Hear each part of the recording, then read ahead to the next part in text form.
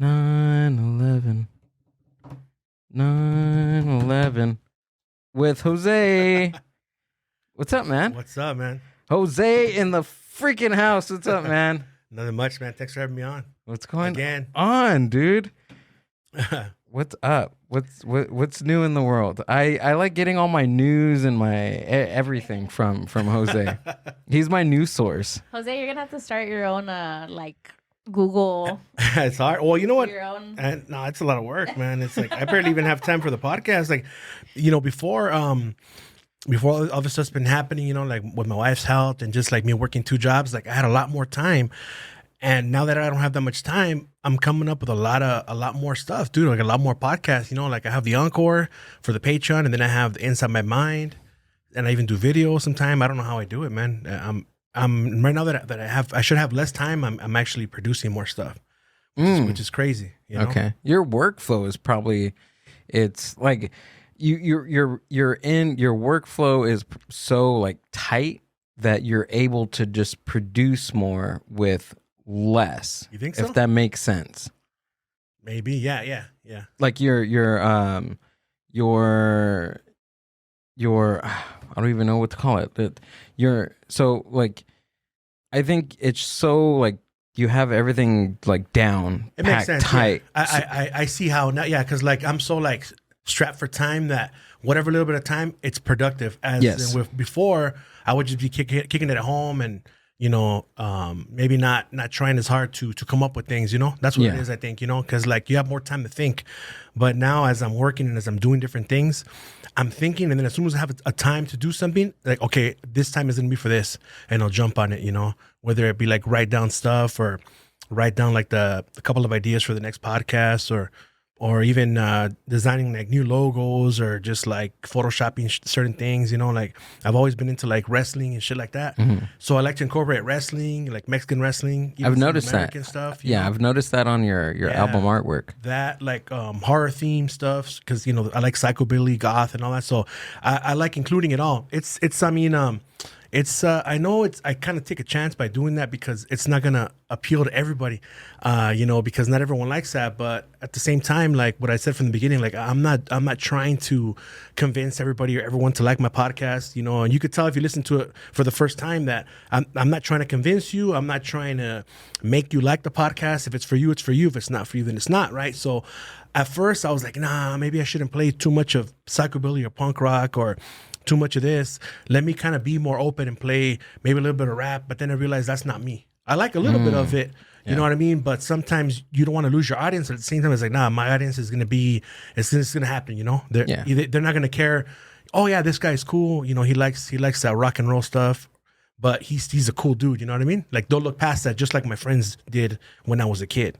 Yeah. So I came to that realization. In the beginning, I was like, because first, my regular page, my personal page, it was just like focused on my stuff, like, music and what I like. And, and then this podcast one, I was going to try to be more, not PC, but more so a lot more people like it. Mm-hmm. But then I came to the realization like, nah. Wait, with Ranting with Ramos, that's what your original idea was? No. Oh, okay. My original idea was just to do what I'm doing, just go on rants and like do what I do. Where like I see like a post on the internet, or before it was Facebook. I didn't have Instagram before, but it was Facebook, and I would just look at it and I tell everybody like what do they call it, water cooler talk, right? We'd like hang out under like the stairs and shit. There's like a little triangle place we kick it, and we talk about like hey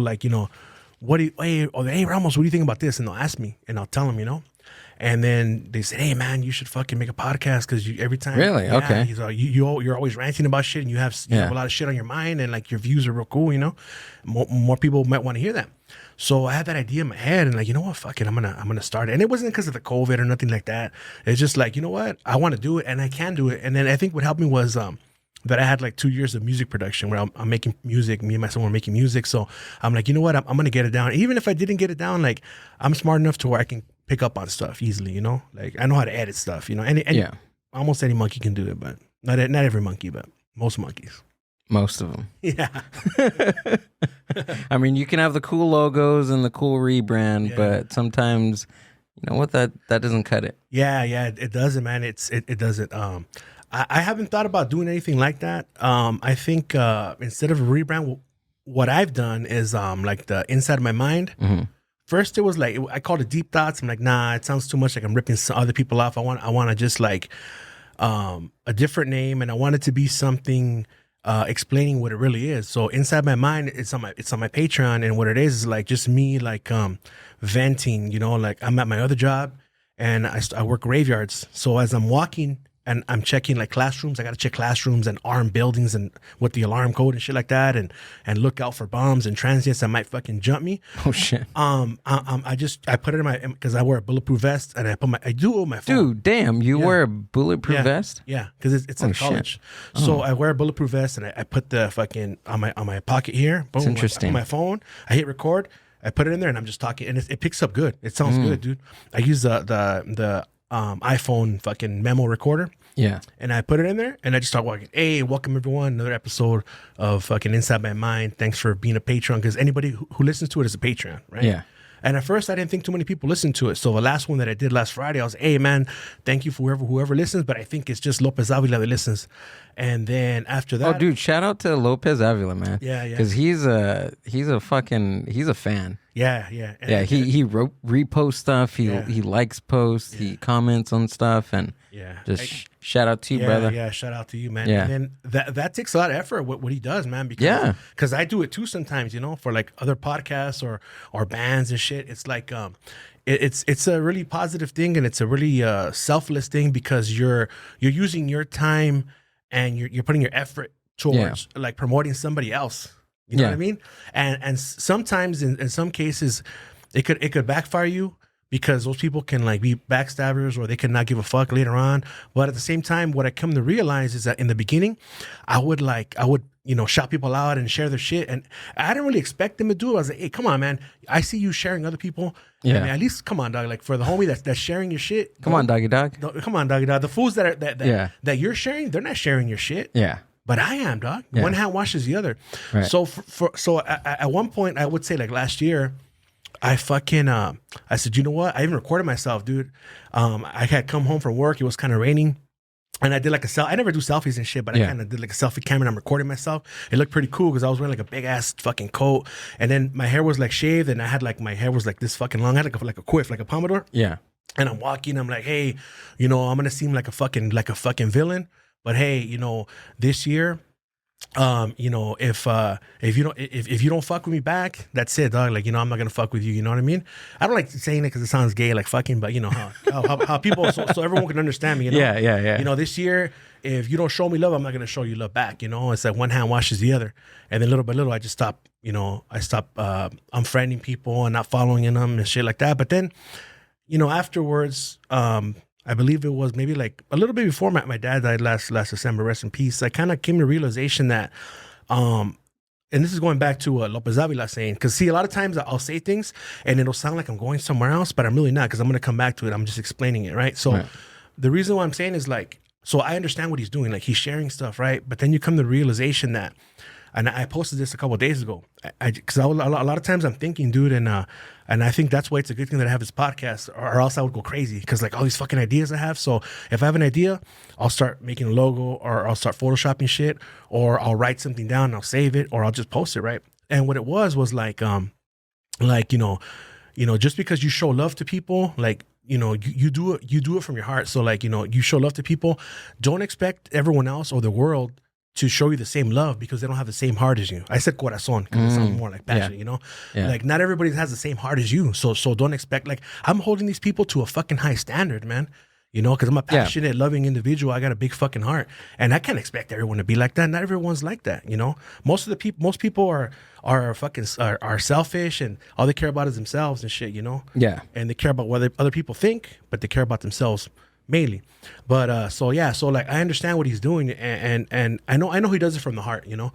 And then he listens to my inside my mind, and say, hey man, I know you're going through a lot of stuff, but you know, thanks for releasing. I'm like, hey man, well thanks for listening to it, because I do it for you. Like you help me by listening. Like I'm venting, and this is like a therapeutic fucking shrink session where I'm just letting it all out, you know, like what I feel, you know, like I was like, you know, expressing my frustration. And it's okay to, you know, you see a big fucking strong man like me, and like you think, oh, this motherfucker's never worries. He's never afraid. He never, you know, he doesn't have any fears. But I do, you know. And so there I express it. You know, I'm like, it's like my hands are fucking tied, you know. And so, you know, it's cool that he's able to listen, and that right there, and he's paying to listen, and he's at the same time he's supporting me, but I'm giving him a little extra, you know, like to the audience, you know. And you subscribe to it too for like the month to check it out. But yeah, so I told him, hey man, but I do it for you.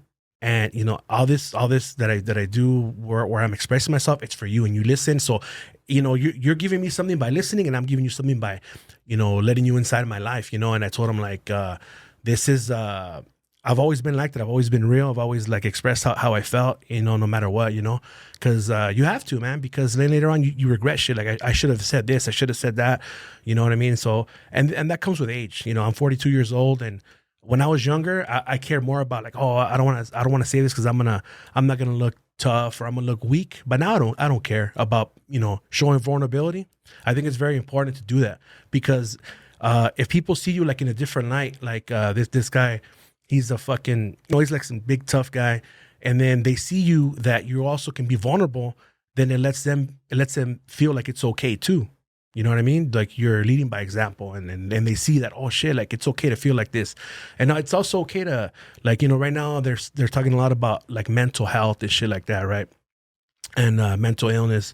And a lot of people self-diagnose themselves, and they do it out of pity, like, oh, I have depression and anxiety. You don't know what the fuck that is, dog. You know what I mean? If you spend a day in my shoes, you'd probably kill yourself. You know what I mean? You got to be really like mentally strong in order to you know, just take things that are happening, you know, day in and day out, because sometimes I'm about to snap, dude. And but then I think to myself, you know what? Just, it's really fucked up. And then after I say, you know what? Once this is over with, I'm gonna be okay, and I'm gonna be on the other side of the wall and be like, you know what? It felt like it was the end of the fucking world, and I'm over here. You know, like just like this past weekend, not this one, but the one for the holiday. I was really, really busy, man, because summertime, I get a bunch of calls, you know, because I'm an exterminator. Oh, we got ants, we got this and that, right? And so it was on a Friday, and on Fridays, I like to go home right away and eat like something really light, and then just take a nap, because I have to get up at around 10:30 and head out to work at 11 and start at midnight, right? So I was like, fuck, you know, like I'm going to get home late. I'm not going to get enough sleep. I'm going to be falling asleep at my other job. And then my other job, they wanted me to work on Monday, which was a holiday. And in May, I had said no, you know, because I said, nah, man, I can't right now. I want to spend as much time as I can with my wife, you know. And then this time that it came around, I was like, you know what? I can't do the same thing again. You know, I'm hired because I'm a substitute. So the reason why I'm hired is so I can cover those fucking days that the regular employees aren't going to work. So that was kind of stressing me out. Like, fuck, I'm not even going to rest. I'm going to have to fucking work night shift for fucking 3 days in a row, and I'm not going to get to rest. But then, you know, come Monday morning when I got off at work at 8 o'clock, I said, fuck, I did it. You know, it wasn't bad. Here I am. I went through it. It's fine. So I think those little tests that we go through help us, you know, in our life and shit, you know. No matter how hard the test is, but also it has a lot to do with the person, you know. Like if the person is a weak-minded individual, then it's gonna fuck them up. It's gonna make them hopeless. Maybe take their life. But if it's a strong individual, they're gonna take it head on and go through whatever it is that they're gonna go through and come out stronger, you know. So Absolutely. I just turned this into like a different kind of podcast. Damn. If you heard me somewhere else, in the first one it was conspiracies, but today. Actually, last time I didn't have anything ready, you know. Today I don't either, but it's just like I'm just what I've been feeling right now. Okay, you're kind of getting off the cuff. You're getting kind of a inside my mind, kind of, you know. But we like to see that. We like to see diversity in you, because I feel like a lot of people that maybe listen to you, they think that all you are like conspiracies, you know, and it's like you're showing who you are as a person and not. Yeah, and then at least with this one, because the last podcast episode that we did, it was mainly about conspiracies. I mean, of course, you shared a little bit about your upbringing and your life, and now this is a little bit more deeper. Yeah. Today. Yeah, you know, because I think it's See, I think part of being a real individual is real, you know, mm-hmm. or just, you know, because that's what I consider myself. I've always been like that. Is not because I think if I would have in my head, what am I going to talk about? Get this ready. It's like I'm actually not really going to talk about how I feel right now. I'm just like, you know what? I'm just going to talk about how I feel, what I've been going through, and let's see what happens, you know? And it's just organic. But I think if I would have came with like a game plan, it doesn't mean it's fake necessarily, but mm-hmm. it's like, I'm not feeling like that. Yeah, it's more organic. Yeah. You know, like last time I was like in a better mood. Uh-huh. I'm in a good mood today too, but I was like in a different mood. I was more like, all right, fuck it, let's do it, you know? Like, and today I am like that too, because I said, you know what, let's do it today instead of the next day. Yeah. It's just that today I've got different things on my mind, you know? Like I mentioned, I got so many things going on in my mind. And this is what's coming out right now. This is what's pouring out of me, you know? And you mentioned hard off the cuff. And it's funny because I was talking to Inside the Nutsack, fucking Ulises. And I'm looking at his logo down there. And he said he wanted to get a tattoo. And I was like, hey, fucking when you come down, I'll do it for you, you know, because I tattoo as well. I'm not a fucking professional, but I'm pretty good. Yeah. And he's like, I want to get something because like I wear my heart on my sleeve. I'm like, where do you want to get it? He's like, my forearm. I'm like, no, it doesn't make any sense, man. I'm all, if it's your heart on your sleeve, it's got to be on your wrist because that's what it really means. Because if you wear your heart on your cuff, and let's say you're wearing a long sleeve and you have it in your fucking forearm, people aren't going to see it. They're going to see it on your wrist. Yeah. Theoretically speaking or whatever, and if you want to paint a picture. And I said, but you know what? It depends also how big your wrist is, you know? If you got a small wrist, it's going to look funny. Oh, he has a big wrist. That's why has a big wrist. Okay. Yeah. How do you know? How do you know? I guess. He said his forearm is big. I'm pretty sure his forearm is big. That doesn't measure your wrist for us. Let's call him. Yeah, but how big is your wrist? Yeah, but it's like, I bet you your wrist is not as big as my wrist. Yeah. Not because of anything, just because of my size, you know? Did you ever show him that logo that you made? Yeah, I sent it to him actually. I just didn't want to see for stuff like that, dude. Like where it's like an inside joke. I'm kind of more. I think about the person. Like I sent it to him, right? Mm-hmm. And he said he was cool. He laughed about it. But I didn't want to share it to everybody because this is between me and him. Yeah. And if I share it to everybody, he might make him feel sad. I don't want to do that to him. You know what I mean? Of course. I'm making fun of his shit. Yeah. I mean that was the first. That was the first thing that I thought about when I made that GoFundMe account for him. Yeah. For him to dress like a real become a real Texan. Yeah. Because I made it whatever the first night the episode went up with Whiskey J. And I sent Ulysses the link to it, and I was like, "Hey, bro, just letting you know that like this is what I did for the podcast episode. If you're cool with it, I'll leave it. If not, then I'll take it down." Okay, that's cool. Yeah, I showed it to you, Ulysses, and Whiskey J. That was it. You know, I was like, nah, I don't. If you would have been like, hey, dude, share it, fuck yeah, you know. Some people are like that. They're like self-deprecating like me, you know. Hey, fuck it, share it, dog. You know what I mean? But he's not. I don't think he's like that. I don't fuck up his self-esteem. Everyone's different, like I said, you know. And I know sometimes he in one of his latest episodes he expressed, you know, he was having like some mental issues, some mental breakdowns, and I actually listened to his podcast, so I actually fucking listened to it all the way. So I knew about it. So I hit him up like, hey, dog, you know. Oh, so he came out with something. Yeah, that shows how much you listen to his podcast. But, damn.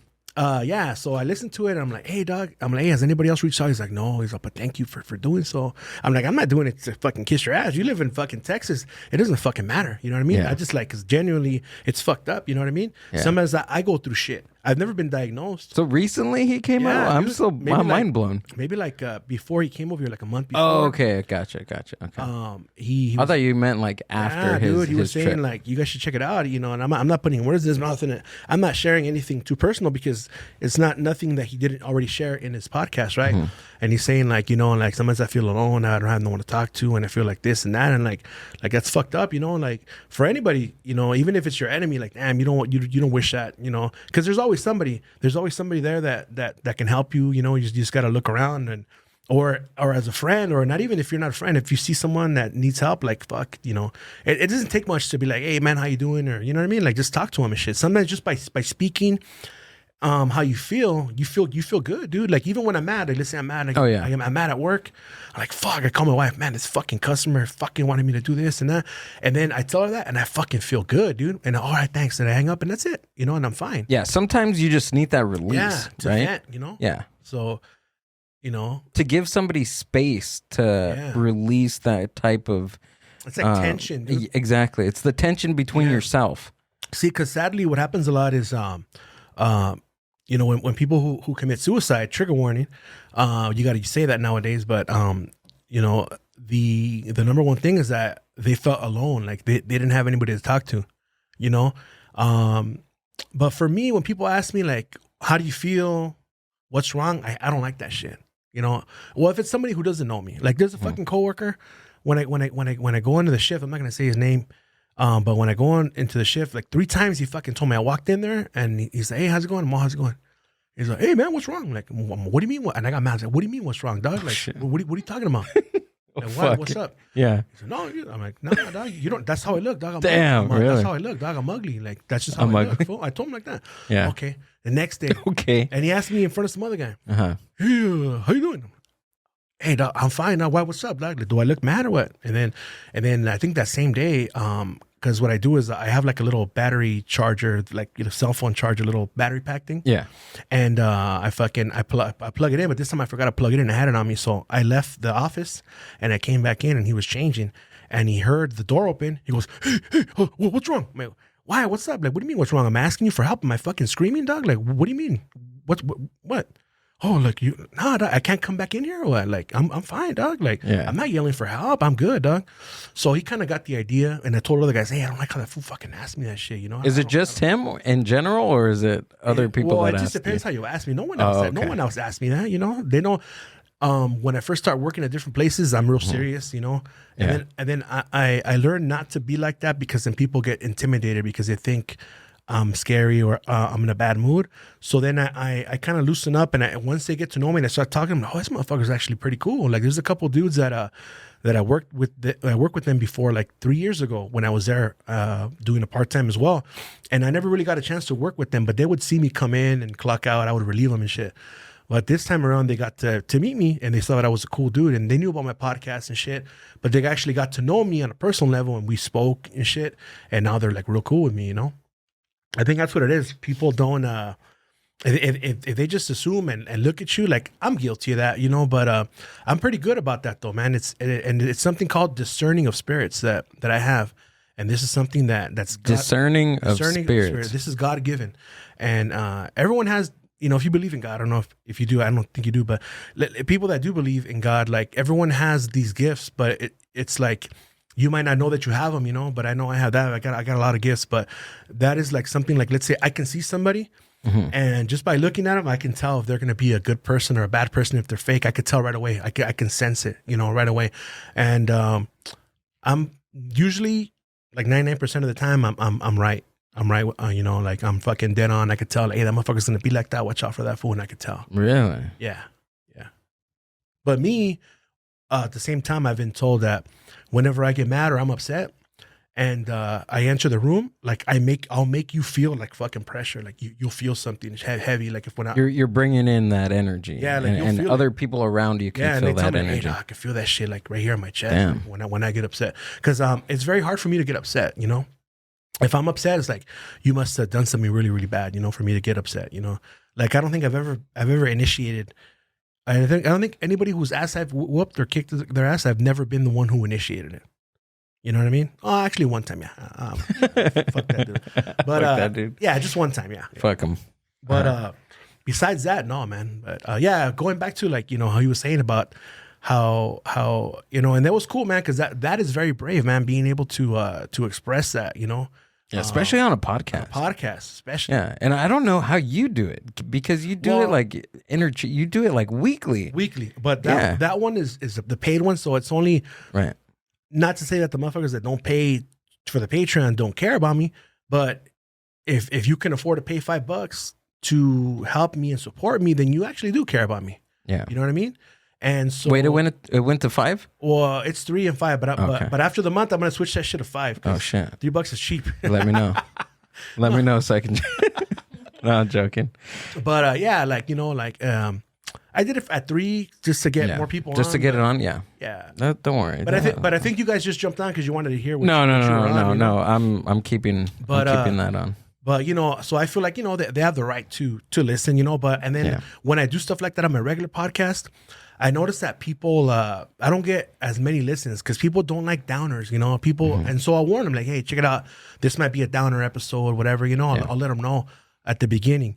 And it's sad that people don't like that kind of stuff.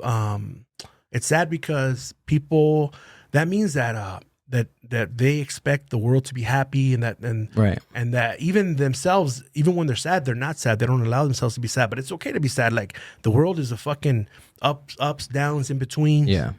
And weren't we just talking about that earlier today about how some people listen to certain things to make them happy and they want to listen to drama, they want to listen to all other sorts of stuff rather than just being entertained and stuff. Yeah, they want the drama, they want the chisme, they want Yeah, so like a lot of times I notice that when it's a downer episode like that, people they'll just probably turn it off and shit, like, oh, this is too fucking sad, which is not sad that they're not listening.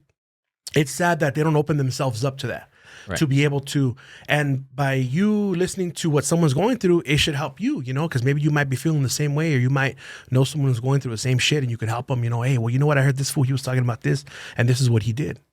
You know what I mean? That's why I would use it. And me, speaking of drama, I hate saying I love shit because the word love nowadays, the way other people use it, I'm a 42-year-old man, so I'm using it in the proper way, what it really means, right?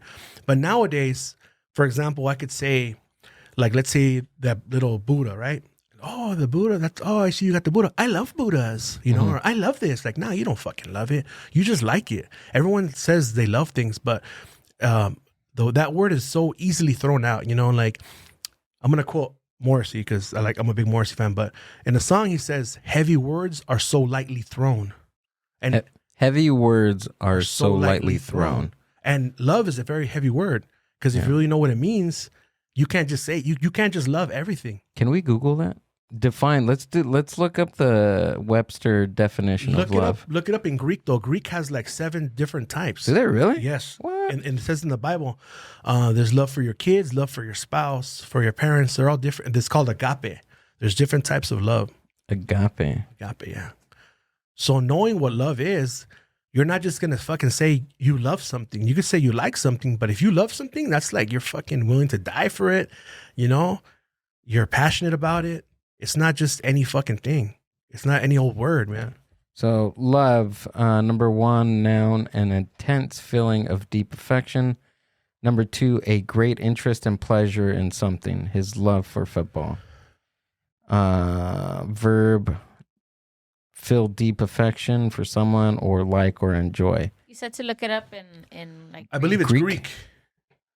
Yeah. Just put like 7 kinds of love, Greek. Great Greek interest. It could be What are the 3 meanings of love in Greek? It's supposed to be more like 7, I believe, but there it is. Oh yeah, there we go. Does it say agape? Yeah. Eros, philia, agape, the 3 Greek philia. Okay.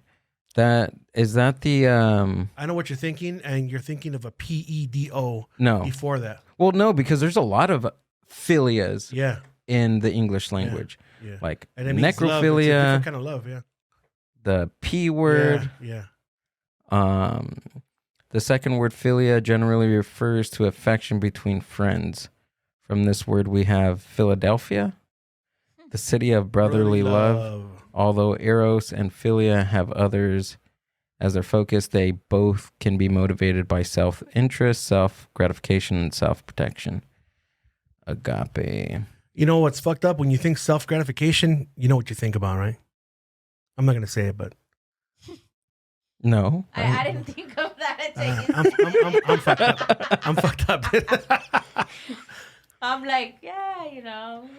So when I think of self-gratification, I instantly think of like Amazon or like online shopping or something really quick that you can, because that's what today is. But today's is just fast, you get instant gratification for stuff that you want. That's instant, but self would be something that you do yourself.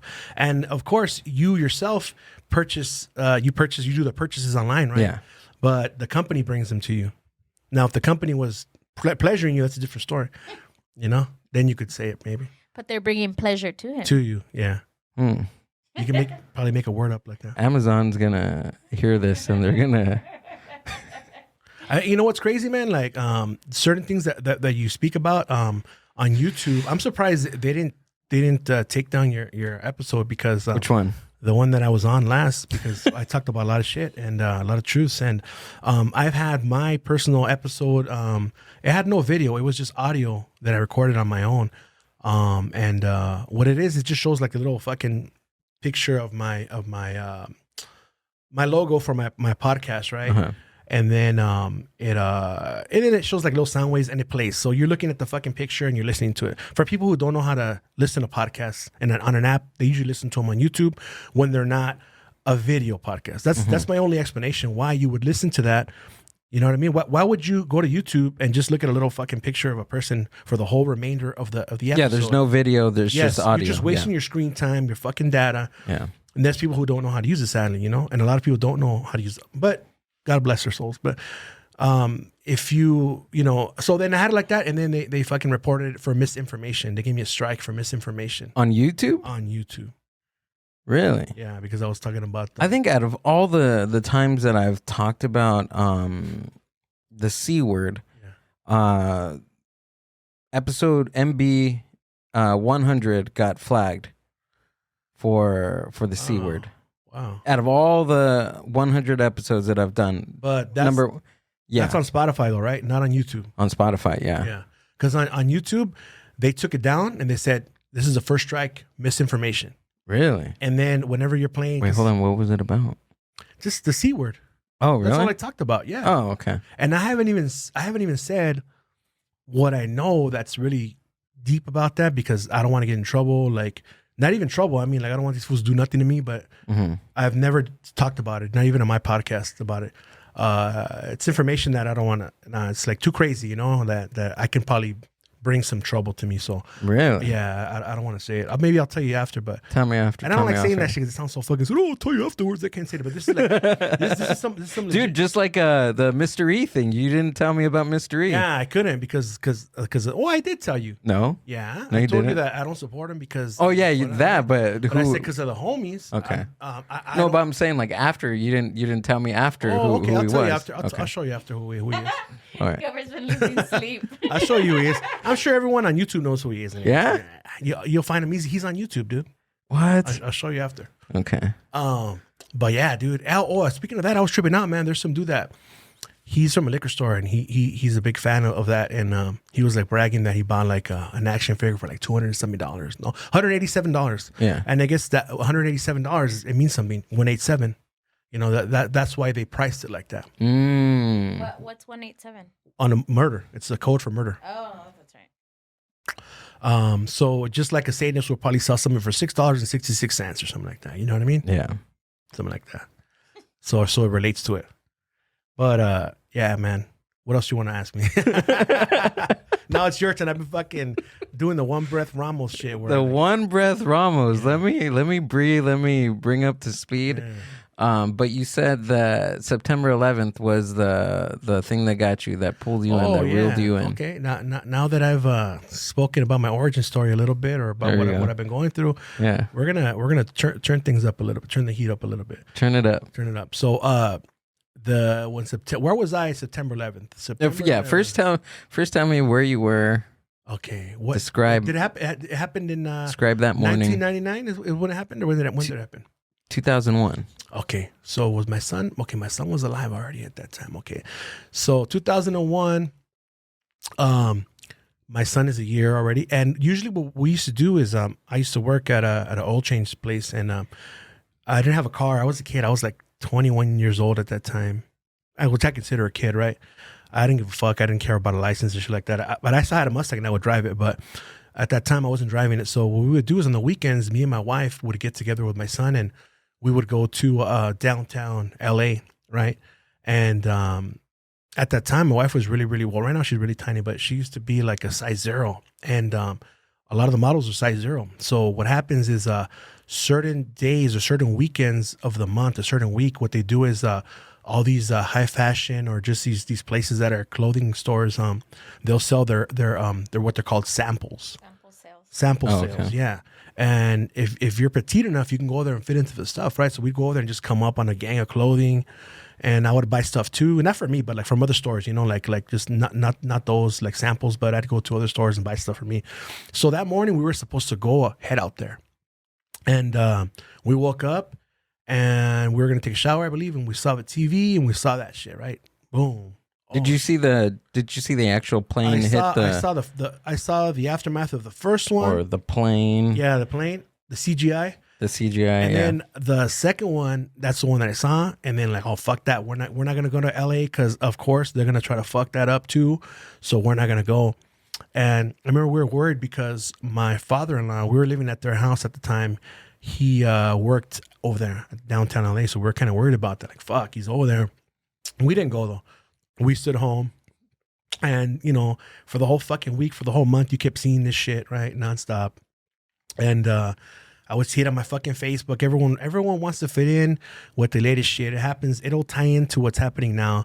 Everyone wants to fucking post about Queen Elizabeth. Nobody give a fuck about her, and now everyone's fucking posting about her. Or when somebody fucking dies, that's a fucking artist. Oh, I was a big fan, and they'll fucking like when David Bowie died. It's and what it is. I understand it. I don't feel it. But I understand from observing people that they want to fit in and they want to just post the latest shit that everyone else is posting, right? So that's why they do it. I'm gonna be honest. I didn't really start listening to David Bowie until after he died. Yeah, me neither. I thought he was like whatever, Yeah. And I tried listening to it after when he died. I was like whatever. But you don't think it's like appreciation? I mean, no. Can someone not appreciate them without joining the bandwagon? No, you can't. It's impossible. and you know what? And these are, I'm being tough because these are my fucking rules, right? No, my fucking mind. But what makes me the authority in this shit, right? What is it? Because I love music so much and I know so much about it, right? And bands, right? That I think that it's fucked up that for me, when I grew up as a kid, I was called a Satanist. I was called fucking gay because I listened to his music. And here comes these fucking people who haven't gone through shit, who can fucking dye their hair now, who can fucking pierce their nose, who can wear whatever the fuck they want nowadays. And now they can pick whoever the fuck they can listen to. Nah, we went through shit. You know what I mean? So for me, I take it personal because, you know what I mean? For me, even tattoos, you couldn't have fucking tattoos. Now tattoos are fucking cool. You know what I mean? And tattoos should always be fucking outlaw. I think marijuana should always be fucking outlaw. Now everyone fucking smokes marijuana. Everybody does. You know what I mean? Just to fucking be cool without even needing to smoke it. You know what I mean? When I tried it before, it's like, I don't like how I don't like how I felt. Like, why the fuck would somebody, I mean, unless you're not going to go nowhere and you came home and you want to relax, but I don't see why you would just want to smoke that shit and just fucking sit there and not do shit, just waste your fucking time, waste your fucking life, because time and minutes and hours is your fucking life and you only have one fucking life. I realize that, look, we're in fucking September right now. I turned 42 in April. We're in fucking September. There's 3 more fucking months in this fucked up year. I just want I just want it to be 2024 already. But I know we might not even make it to that because how fucked up the world is right now because this fucking president. But back to what we're talking about. September 11th. September 11th. Okay. 2001. 2001. So everything was there and everyone's fucking posting, right? So I'm seeing it and I'm just absorbing shit, right? And then I start watching documentaries, and I saw that Fahrenheit 9/11 and shit, and that one's a good one. Yeah, how it's just common sense shit. Like how can jet fuel melt those the steel beams, right? But it turns out they use thermite, which is like dynamite, and the way they did it is they on the beam is like this, and they put it at an angle. Yeah, and there was like pre-cuts to them, weren't they? That way it'll just slide and fall. In a free fall, how it did, right? And those buildings were made so you can hit multiple airplanes on them and nothing will happen. You know what I mean? So how the fuck did both of them fall? And how did Building 7 fall? Yeah, it just caught on fire. You know what I mean? And then the way that George Bush reacted, and it's really sad that a lot of Americans believe that some terrorists actually took them down and that they weren't imploded. And this reminded me. When I was a kid, I used to watch a lot of TV, right? And they would show like old Las Vegas casinos get imploded and they would just fucking free fall. And that came to mind. And then once years went by, other things started happening, like the Boston bombing. All that shit's fake. There's some fool that he was he's a veteran. He already had no legs, right?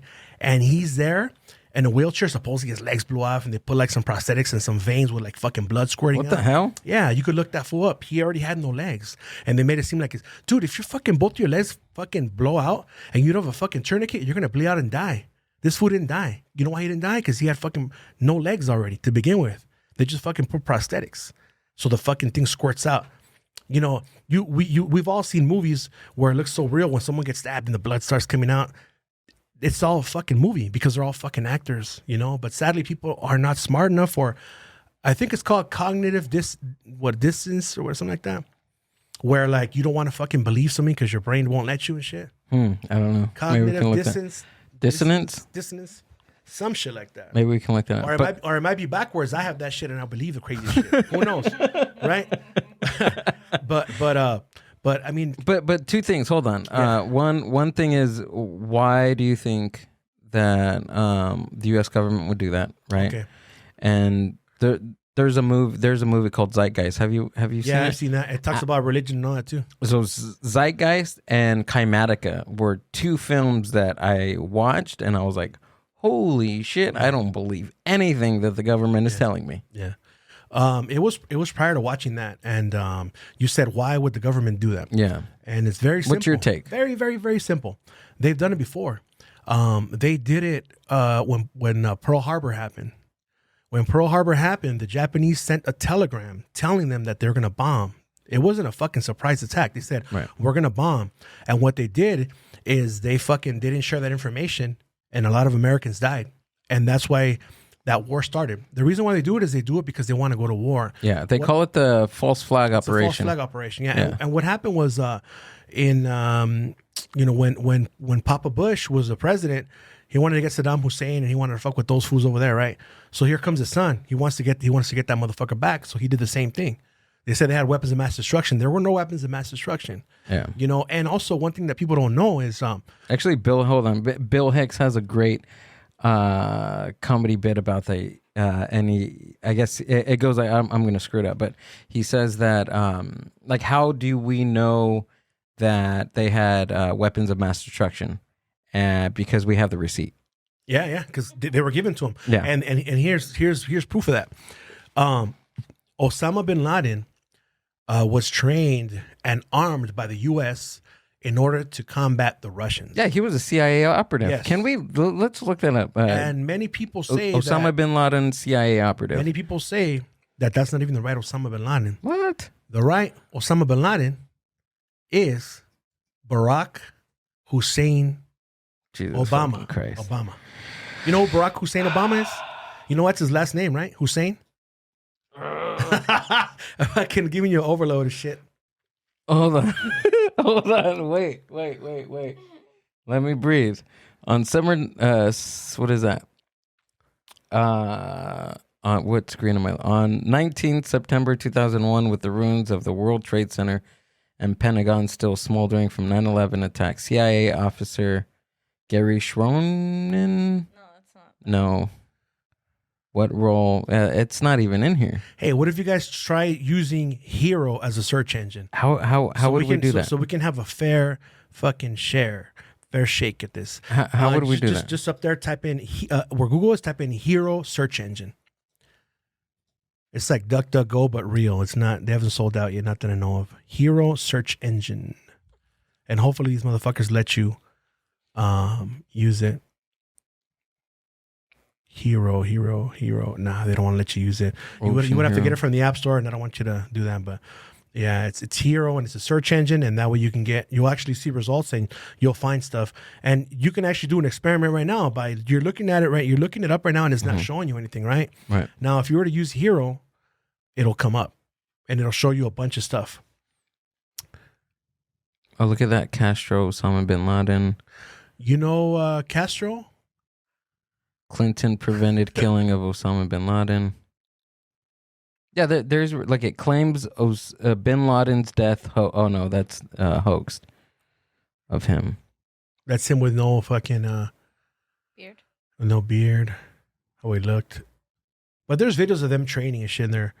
And then all those videos of the beheadings and all that shit, that shit's fake. They did it all in a fucking with a green screen behind them and shit. It's all fake. Bin Laden alive. They said he died way before these fools claimed to have killed him. I see. Look at with that.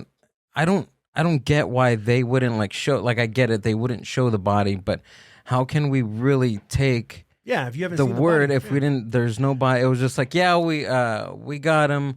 We sent him off into the. They put him on like some Indian traditional funeral up a river. Even if, sorry to interrupt, I'm gonna work on that. But even if you would have seen the body, if you would have seen the body, it doesn't mean shit, man. Right. Well, the bodies are fake. Supposedly Hitler, Hitler had plenty of doubles. I can go to the wax museum and take a picture of Michael Jackson, dog. It looks like him, right? It looks like him. It doesn't mean shit, you know. Yeah. There's a fucking video circulating, supposedly from Area 51. There's a fucking alien. They're doing an autopsy. It's all fucking fake. You know, anything can be duplicated. So how is okay? Finish. Go. Tell me. No. How? So how is Obama? What's the relationship between him and Osama bin Laden? Obama is a Bush. He's in the Bush bloodline. You can look it up. He's related. That's why he's the president, because they're all related. Okay.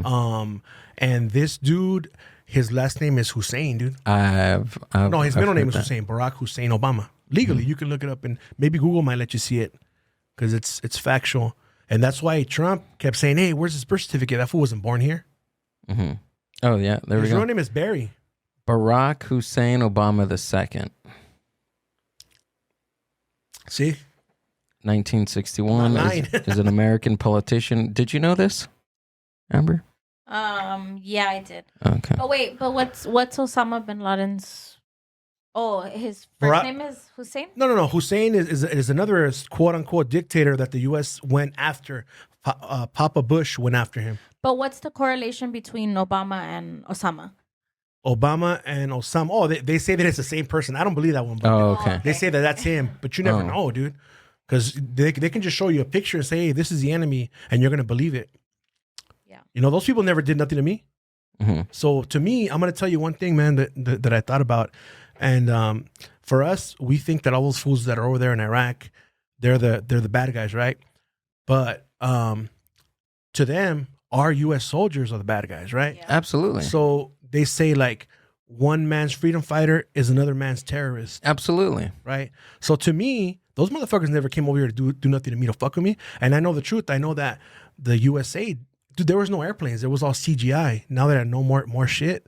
And then people that were there, they didn't see no airplane. They just, you know, if you've seen the videos, the firefighters like, I heard boom, boom, boom. They go like this, boom, boom. That they heard explosions. Oh, on the Twin Towers. Yes. Okay. Hey, but not to say that it's not true, but one of my dad's my dad's company that he used to work for was out of New Jersey. Yeah. And one of his really good friends was left from I don't know where it was. He was somewhere in the Midwest going back to the company. He was one of the people that perished. Like he died in one of the planes, and he called his wife as it was falling and descending. Like, so yeah, I don't know. That could have been hard. It's hard to believe because my dad knew him personally. But that plane could have crashed anywhere. Did he say he was crashing into the towers? It could have crashed anywhere. They disappear planes all the time. It happened actually a couple of years ago where they disappeared a whole flight, and they'll just get rid of people. You know what I mean? We're just insects to them. We're nothing, dude. So they could have. Of course, maybe the airplane could have crashed somewhere else, and maybe in the ocean, or they took them somewhere. Who knows? But people that were in New York said that they didn't see an airplane, dude. So I don't know. I wasn't there, but I know it was an inside job, and I know those fucking buildings didn't fall on themselves. And it's sad because I spoke to some guy that I knew. I used to work with him. I'm like, hey, dude, do you really believe that terrorists crashed the planes and that's what made the buildings fall? He's like, yeah. I'm like, come on, dog, for reals, homie? I'm like, nah, dude, like, you got to be smarter than that, fool. Like, how the fuck are 3 buildings going to fall like that? And the building that didn't even get a fucking airplane to it just caught on fire, it fucking fell. How the fuck does that happen? Yeah. You know what I mean? It's like, but at least that way you get an idea of how smart people really are. Have you been to Ground Zero? No, and I would never go. I don't care about that shit. I don't care. I don't even care that the people died. I really don't care. I don't care because people die every day, man. You know what I mean? It sounds fucked up, but people die every day. And now if it happened over here, if it was my family member, then I would care. Yeah. But people die every fucking day. And to be honest with you, I care more about animals, dude. Like whenever I see these videos of like the animals that are being tortured or killed or like abandoned and shit, and then I see this World Vision, or I don't care about that shit. My heart hurts more for the animals, dude. You know, and I'm gonna tell you why. Have you seen Earthlings? No. You haven't seen Earthlings? No. When is it from? Pull up a trailer of Earthlings. It's executive producer and it's narrated by who played Johnny Cash in the film? Joaquin Phoenix. Oh, okay. So he narrates. A good actor. He narrates the film. But is it a documentary or a movie? No, it's a documentary. He's been. There we go. He's been vegan like most of his life, I want to say. 3 primary life forces exist on this planet.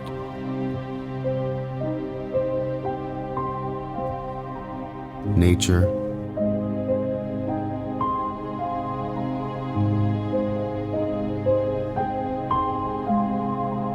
animals,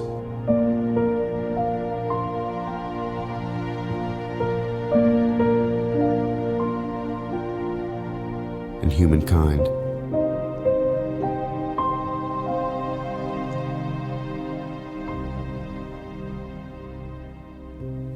We are the Earthlings.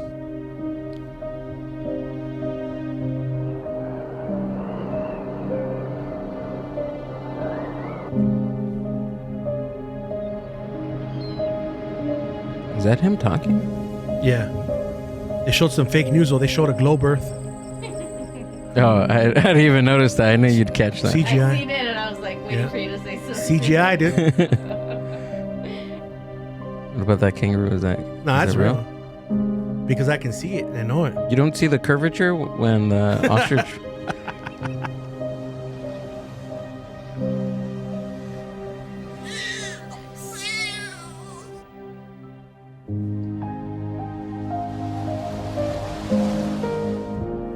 Oh, come on. I thought it was going to talk about the film. Oh, yeah. Oh, this is just a trailer, dude. Yeah.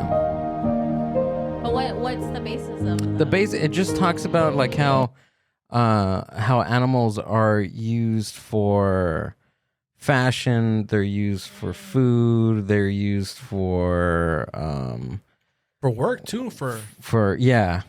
Maybe we can just look up the Wikipedia part of front Earthlings. lines and shit, dude. But the reason why I care more about animals is like, let's say there's a puppy on the street and there's a baby on the street.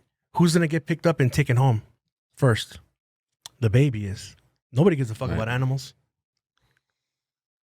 And I feel bad today because today I ate carnitas. And I was trying real hard not to, man. And I feel fucked up afterwards when I did it. I don't cry during films, but I literally cried during this movie. So is it kind of like Meet Your Meat by PETA? Yes. Like that? Yeah. Kinda, yeah. Yeah, it talks about like the meat industry. Yeah, meat industry, farm, factory farming, all that shit, man. Yeah, it's an intense film. Wow. So and you don't cry much? I don't. Not watching that, but it was literally it yeah. It'll probably get me too. Did you cry at the end of Coco? Think so. I don't remember. I did. Yeah? I cried, but I had little tears coming out. So it'll probably hit me then. Probably. Especially, well, you know what? Because I can watch all those fucking fucked up movies of PETA, and it's sad, but I don't cry. No. But I care so much about animals, you know. But that's why I found it kind of hard that why I still eat animals. You know, I care so much about them. I shouldn't do that. But why do you think that? I think because I'm so desensitized, and ever since a kid, I've eaten, you know, anything, animals, you know, all types of animals. And but what I realize right now that I'm sitting here talking to you is that I always use this that I want to tell you right now is a lot of people blame their past, or they blame something that they're just desensitized, or that they've done all along their whole life, right? But right now that I'm realizing as an adult is that right now that I know that it's a bad thing and what's happening to it, and I'm seeing them, I should be able to realize, because I'm conscious of what the fuck's happening, that I should be able to make the decision and stop eating animals, because I know what's happening. I know what happens to them. Yeah. Right. This morning I was struggling with it, man, because I was on Instagram and I saw one of the sites that I follow, and it's a carnitas place, right? He's the brother of some other guy that I know. And I looked at it, and then I saw a certain cut that I like that some places don't have, and it looked good, right?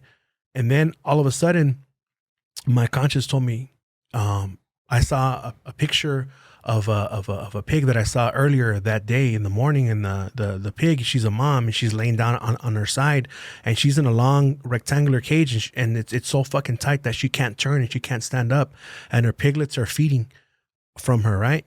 That came to my mind, and I think that's my conscience telling me like why I shouldn't eat it, because look what they go through, right? Yeah. And also what came to mind is a video that I shared before, and it's like a little square, like a metal square, and there's like flesh, and all of a sudden somebody goes up to that flesh, and it's a flap, and they lift the flap up, and it's an ear, and it's a pig, so you see the pig's eye. And I just saw it's humanity, not humanity, but I saw it's a life. It's someone who feels, who's hungry. And so that, like, my mind was battling, dude. It was just like my mind works that way, dude. Especially like when I start getting into church and God, let's say, for example, as a man, everyone looks at shit on your phone, like porn and shit. You know, it's quick, it's easy, it's on your fucking phone. You look at it, right? Now, I was maybe about 8 or 10 years ago. We used to go to church a lot, right? And sometimes when you go in the restroom and you're like, oh shit, let me look at some porn, right? And all of a sudden, I would hear hymns, or I would hear like the pastor what he was saying, and I would say, devil, flee, get away from me, devil, and I would lose the urge, right? So I think part of that would have to be me becoming more involved and building my relationship back up with God. So in order to, because all that stuff's bad, man, looking at pornography and shit like that, it really is bad. It's because it messes up your mind, dude. Your expectations of things, and like you shouldn't be. And the reason why it's so bad is because it's so easily accessible. Yeah. You know what I mean? It's bad. It messes up your mind, dude. Self-gratification. Sometimes there's people who view that stuff so much, or they masturbate so much, that when they end up with the real woman, they're not going to be able to perform. I heard that. Because it's a different feeling. Because your hand, you can fucking make it grip tight, and it's going to be different, tighter or whatever. You know what I mean? It's going to be a different sensation. You know what I mean? And so, also in your mind, it's like you're seeing all the shit that you're seeing on the internet, or these videos that you're watching. They're all fake. They're all actresses. Nobody fucks for fucking hours like that. Nobody does that kind of shit. It's all fake. So you're actually distorting your reality, because you're looking at this false shit. Just like when women, for example, they see Kim Kardashian and all these bitches, right? Mm-hmm. They see these bodies, and it messes up women, because they think that in order for them to be desirable or to be attractive, they have to look like these people. When in reality, you don't have to look like that. But since that's all they keep seeing in their phone, that keeps getting fed to them, they think that that's what men want. But men don't want that, And also, well, for us, for men, it's different. Some guys do fall victims to that, where they see, oh, look, this guy's got a fucking 6-pack and this and that, and he works out, so I want to look like that. So some guys try really, really hard, but sadly, most of that shit's just genetics, Or for men, it's like, these guys that look like that, it's their fucking job, dude. Like these actors that have 6-packs and they look fucking good, dude. If that's your job, to just fucking work out and eat right, you get paid for that, then you're gonna look like that, right? You know what I mean? And sadly, most of us don't have the luxury to. That's not our job. We have to work 9 to 5. We eat unhealthy shit. But I think men are. But it is possible, right? If say you see that you see the healthy, or maybe healthy or not, but if a person wants to look a certain way, they're able to do that, right? With some sacrifices, changing diet, going to the gym. No, not necessarily, not really. And I'm going to tell you why. Why not? Because everyone has different body types. Okay. Like for someone like me, and I'm not trying to fucking toot my own horn, but like realistically, someone like me, if I go back in the gym 3 months, I get fucking huge because I have my genetics, my body's built like that, you know. I have like a bodybuilder frame. Where if you get a scrawny little guy, I know guys that have been going to the gym for fucking 2-3 years and they're showing off if they go to the gym. They look the same. I haven't worked out since I was in fucking high school. You know what I mean? Yeah. And I'm still pretty fucking solid. So it's a lot to do with genetics. You know what I mean? But if you get the average person, maybe they can look like that. But no, not maybe. Like, not everyone's gonna be a big ass fucking dude, you know? Or like me, I'm not gonna be all fucking shredded and ripped. You know what I mean? I would have to like lose a gang of fucking weight. You know, a lot of this shit's unrealistic. You know what I mean? But all that shit, you figure it out on your own. But some people are not smart enough to figure it out on their own. Like I know I'm not gonna look a certain way. You know what I mean? But some people don't accept it and they still keep trying and trying. And like I said, I know guys that go to the gym fucking all week and they look the same. They don't grow, and then they take all this fucking fake ass not steroids, but like protein and all that shit. Like I never took none of that shit. When I was a kid, I just ate huevos con weenies and potatoes, huh? And I was fucking massive, you know? And I still carry some of that shit right now, you know? So, you know, it's genetics. Like my son, he's real skinny, but he's also got a big ass fucking frame that when me and him work out, dude, like I can go home right now and we fucking work out and you can fucking tell that we get the pump. You know, it's just genetics. And he's my son, so of course he's gonna have that, you know? It's just that he's a slimmer version of me, but he's tall. But yeah, dude, like it's genetics. Like for some women, like there's some women that they eat whatever the fuck they want and they look good. Because the fat goes to their boobs, it goes to their butt. Some girls, it just goes to their stomach like a guy, and it's fucked up. You know, I've seen girls that are real chubby and they have no chest. You know what I mean? And there's some girls that have a chest, but they have a big ass stomach. You know, because all that stuff is fat, and it's just you're lucky that the fat goes to the right places. You know what I mean? Or there's chicks that have like no ass and no hips. They could do all the squats that they want to. It's not going to look right because the reason why a woman looks nice is because of the hips, and that's why they have to go and get that shit. Like, you know, installed like implants or fucking, you know. So you don't like implants or BBLs or anything none like that? None of that shit. No. I'd rather have a natural. I'd rather have, even if they're small breasts, I don't care because it's real. Yeah. You know what I mean? That's all that fake shit. I felt fake breasts. It's disgusting. It's like have you really? Like a frozen water balloon. It's, when I was younger, I went to a strip club. Fucking hard ass frozen water balloon. Really? Yeah, it's fucking disgusting, dude.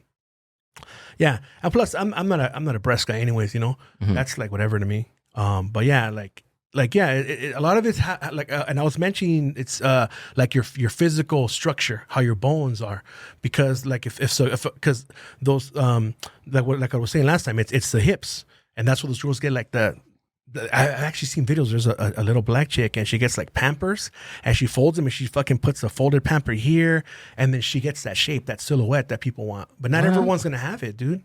Pampers? Yeah, she gets Pampers that are folded in half. And she sticks them on her sides and on her butt, and it looks good because you're getting that illusion that, you know, that she's got that shape. But in reality, it's just a fucking Pampers. A lot of it's got to do with genetics and your structure of your bones. Realistically, yeah. But most people don't realize that, and they keep trying to go to the gym, and that's why a lot of girls, they take the shortcut and they go to TJ and they get the BBL and it gets infected, and it's a fucking mess. It gets infected.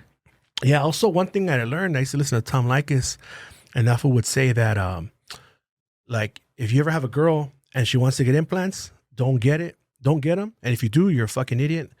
And because she's gonna leave you, because she's gonna get the attention that she never had before. And this is fucking true. It's true. It's bound to happen. You know what I mean? And I mean, just heads up to any guys, like. I mean, PSA, tell him, Jose. And also for the women, like if your man's asking you that shit, I wouldn't be with him. Fuck no, we should like you for however. I mean, the first thing is, of course, you're attracted to the person and how they look, but then once you get past that, then you get to love the person and you get to love what's on the inside. It sounds like some fucking, you know, fake shit, but it's the truth, man. I'm telling you, I'm an old man, so I know. Like my wife, like I love her, and I'm so attracted to her, but I love her, like you know, like her, how she is and everything, you know, and it just depends on your relationship. It even grows more. Like I love her more every year, every day, but it's like like I said, like you fall in love with the person, dude. You really fall in love with the person, but it just depends on the kind of person you are, you know. Like I said, I'm a very passionate person, so that's why. But most guys are shallow, and they're gonna just go for the looks. You know what I mean? And when you go for the looks, like, especially if you get a chick that looks like that, like what these girls want to look like, you know how many fucking guys are going to be hitting her up like crazy, you know? And they get these breasts and these shit done because they want the attention. But in the Bible, it says that when you dress a certain way and you want to attract men, for every time that the men desire you, like their sin, like you're collecting their sin because you're forcing them to be looking at you and shit. Speaking of the Bible, yeah, doesn't the Bible talk about dinosaurs? I don't think so. Can we look that up? No, we really got to look this up because I seen something the other day and it made me think of you. I don't think so, and I'm going to tell you why she looks it up. That way there's no dead air, dead silence. But the reason why is because the Bible, it should be, what is it? I guess they say that we've been around for about 4,000 years, right? So like 2,000 years before Christ and 2,000 years after, right? But scientists say that dinosaurs are millions of years old, supposedly. I laugh at that shit. Oh, carbon dating, like that's stupid. So I don't millions and millions of years of evolution, and that we evolved from monkeys and shit. It's stupid. It makes no sense. We didn't. Hold on. Okay, go. No, I just think it's bullshit. It's bullshit. I don't think we evolved from monkeys. So there are Homo sapiens, Homo erectus. Yes. So it's not. We didn't just come from monkeys. There are different types of species of Homo sapiens. So there are different types of humans, if you will. Supposedly. But what I think that really is millions and millions of years ago. Those are all races, dude. Every race looks different. So there's two. Actually, there's actually two. There's two theories. There's that one and races, dude. The races. I'm going to tell you something. Well, it's going to sound racist, but it was a different. There were different type of humans. This is going to sound racist, but it's not. You know, scientifically, it's proven. For example, God made us all to be in the continent. He made us so we can be in that continent, right? So Africans, right, for example, in Africa and their surroundings, they're in the jungle, right? So they have to hunt for their animals mainly, right? Mm-hmm. So people trip out that they're so good in sports and this and that, right? That they're fast. The reason why God made them so that with their pelvis kind of tilts a little bit more forward, and that's so they can run faster. This is like, you can look it up, and that's why. And so everybody was made to be in a certain continent. Just like animals are made to be in a certain place. Like a polar bear was made to be in the ice. And you're going to say because he evolved, but no. Dude. Right. That's what I'm saying. Like, so you can say God, you can say evolution, but certain humans were born according, or they adapted to their environment, right?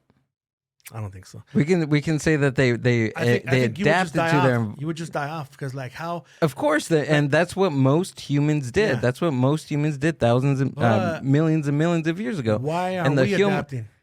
We are. We're. But this you adapt. This happens, but not your body. Not your body. This happens over millions and millions and millions of years.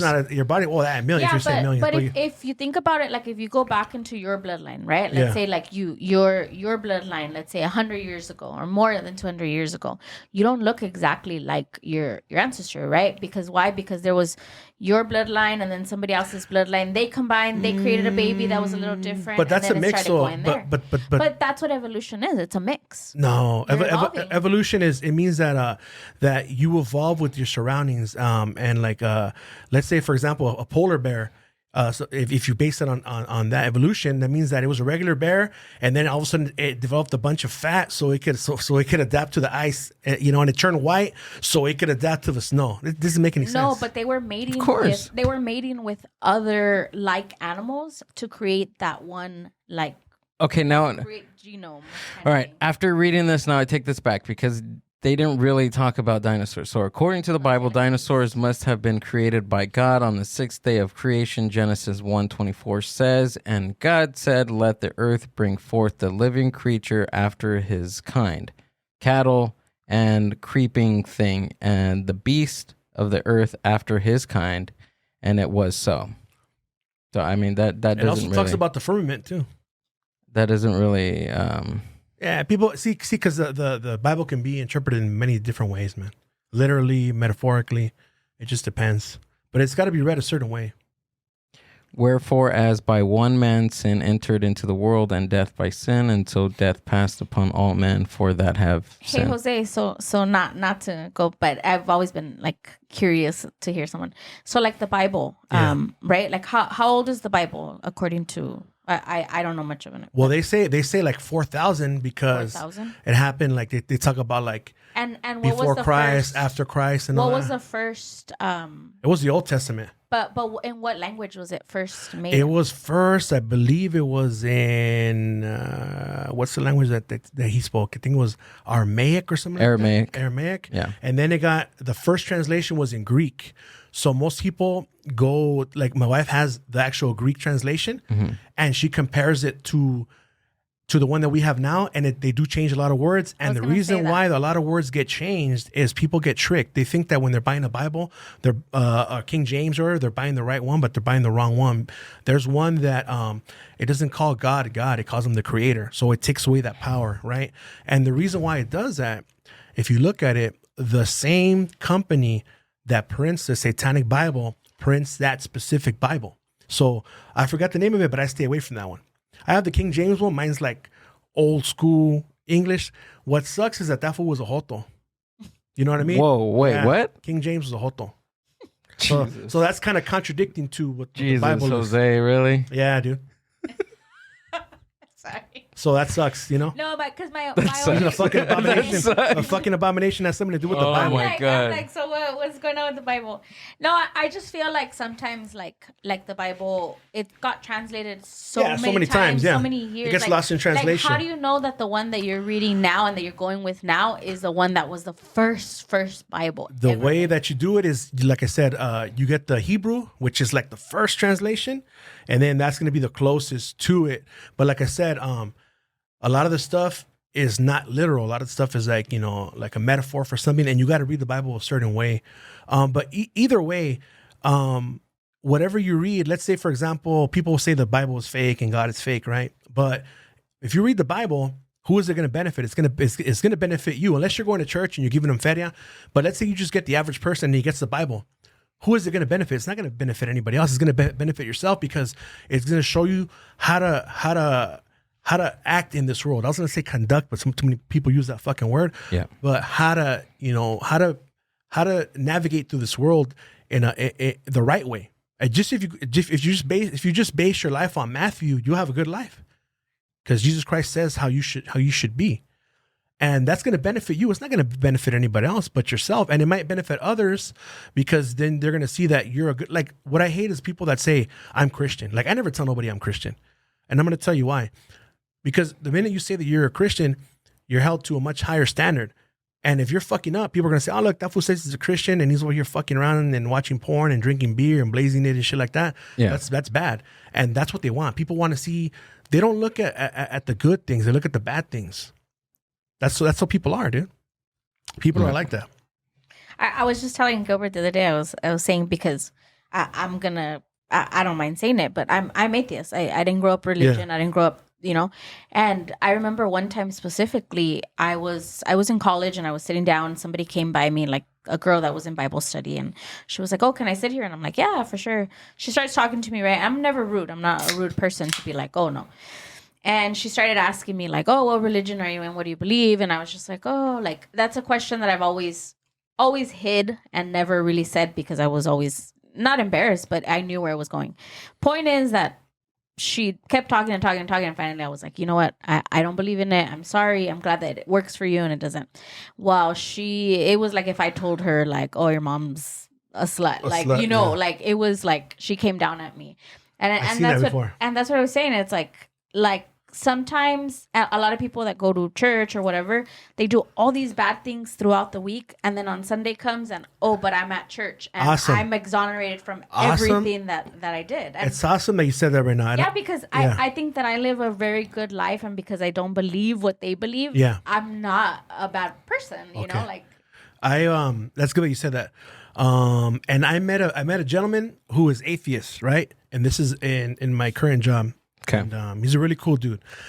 This gentleman lives his life and treats others in the way that you would expect a Christian, a God-fearing man would treat people. Okay? Very respectful, very nice, good, loving person, right? Excuse me. I asked him, hey, dude, are you Christian? He said, nah, bro, I don't believe in God. I said, well, you know what, Doc? You're doing fine, dude. The way that you are, that's how people should be. You're very humble. You're a very nice person. You're not bad at all. So it's not your fault that you haven't discovered God. And usually, let's say, for example, if you haven't heard about God, then you're kind of forgiven. But if you heard about the Bible and the religion and then you don't follow it, then that's when you messed up. You don't have a chance, right? But there's a lot of people in China and Africa who have never heard of God. It's not their fault. They're not going to be held accountable. But if you know about them and the word and you don't follow, then it's different. So back to what she was saying, where people, and this happens a lot in the Catholic religion and Christian religion, where all week you're fucking around, you're cussing, you're drinking beer, you're fucking up your wife, you're looking at women, you're doing all this bad shit. And when you go to church, all is forgiven, right? So it's a good thing you said that, because today we didn't go to church in person. We actually watched it from home. I got home right on time. We were watching it. And usually it's a different pastor. It's Pastor Pancho, and he's at the Arc Montebello. Then I like this guy. He's really cool because he's about 71 years old, and he was born in Mexico. He's a veteran, and you could tell he's a Chicano. He's like he used to be a cholo, so he talks real cool, Okay. He mixes in words.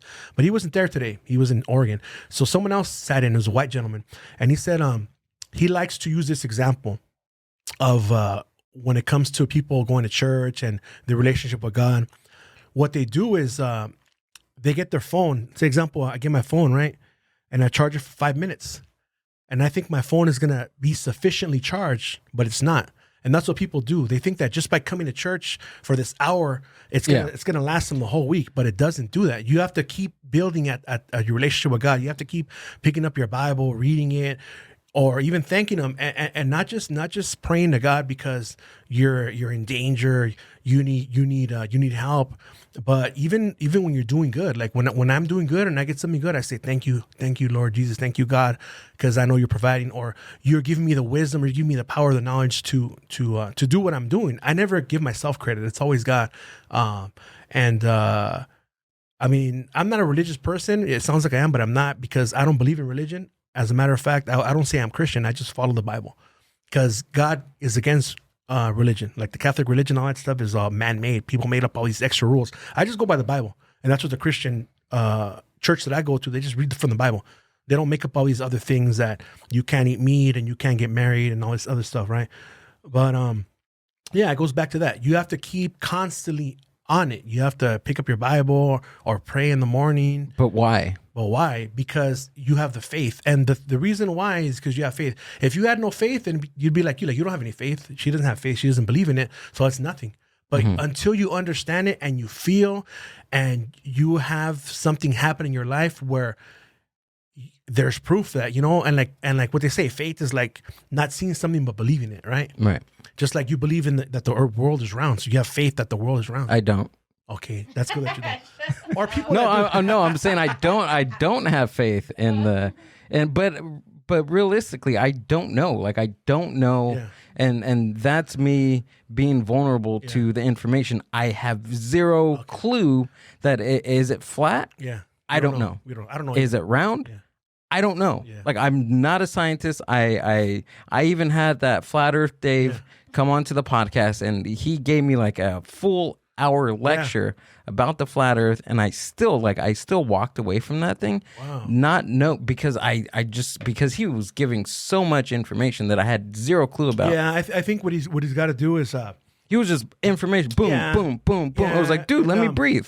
Yeah, and I do that too, and simply because he knows all that information already, and he's giving it to you because he already knows it, right? Mm-hmm. And you, since it's new to you, you have to take it in little by little. I did.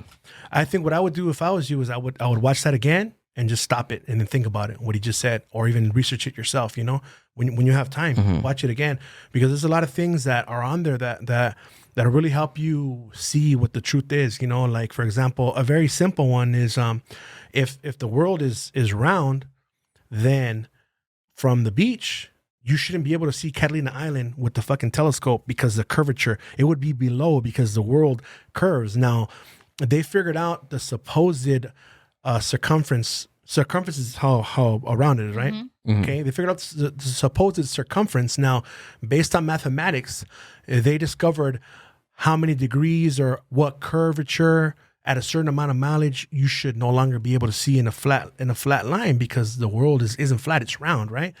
But why is it that from Long Beach or wherever, you look with a telescope and you can see Catalina Island? You shouldn't be able to, because it should fucking disappear. But it's not that far from each other. Yeah, but based on that law of the math of the curvature, it should be below that curvature, because they came out. It's not that far. Yes, it's not that far. And also, you know why I believe it too? Because Shaq says that he was on an airplane and that the world is flat. But he said that too. Let's see. Shaq? Wait, really? Shaq knows this. Look it up. What? Look it up. I did not know that. Shaq trip to Australia. Okay, look it up and keep talking, because I'm going to run to the boys' restroom. Okay. I'll keep talking with you. Yeah, and it's going to come up. And yeah, he said it. And hopefully they don't kill his ass, but they're probably going to have to reprogram him again. So going back on Shaq says flat Earth or whatever. Earth is flat. Earth. Yeah. So just going back on like the dinosaur thing, like what would be your reasoning of why would they make it up? Okay, the reason why they make it up is because there's a lot of things that they want to cover up. There he is. They want to cover up a lot of things, and what they really found instead of the dinosaur bones is they found giant bones, like this motherfucker right here, but bigger than him. Yeah, like a giant. They found giant bones, and that's what they call dinosaurs. Whenever you go to a museum, and I've seen them before when I was a little kid, and you see this whole full-on skeleton of a dinosaur, right? Yeah. They make this full-on skeleton out of a little bone from like a fucking, like a metacarpal, metatarsal, whatever, or a tailbone, a little fucking 1-inch piece of fucking bone.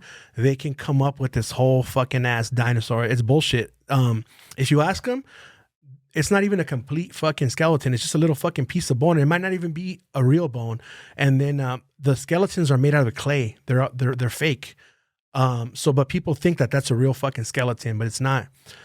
So they want you to believe that the world is so old and the dinosaurs existed and all this shit, because they want to cover up that there was giants, and there was even giants in the biblical times. They speak about it.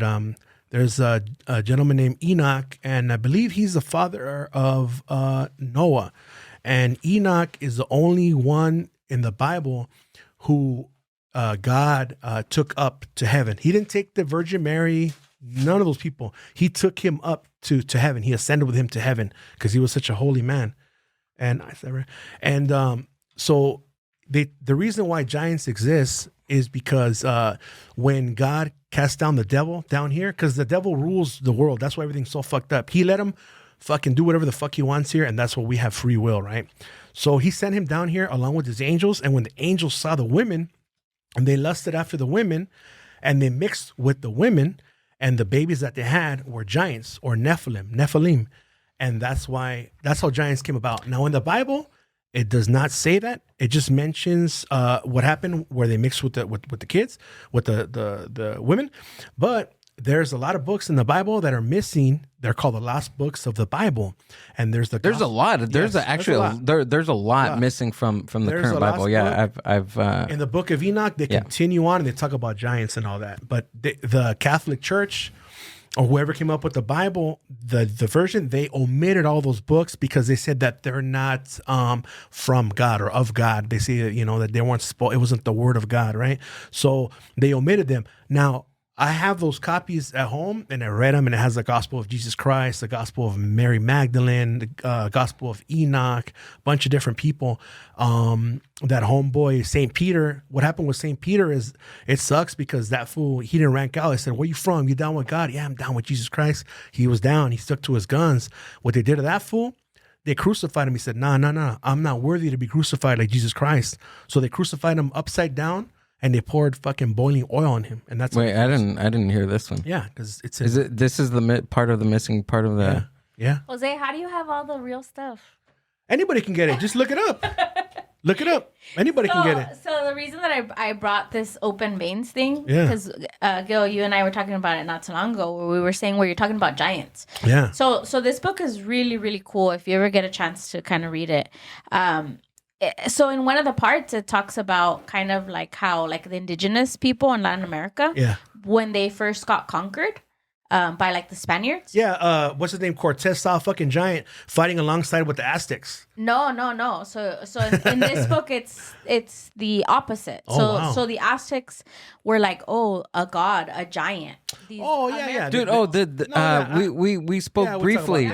We spoke briefly about this. What it was is the Aztecs tripped out because these fools came on horses. They had never seen horses. Yes. And there's a god, which is the equivalent of Jesus Christ in the Aztec culture, which is called Quetzalcoatl.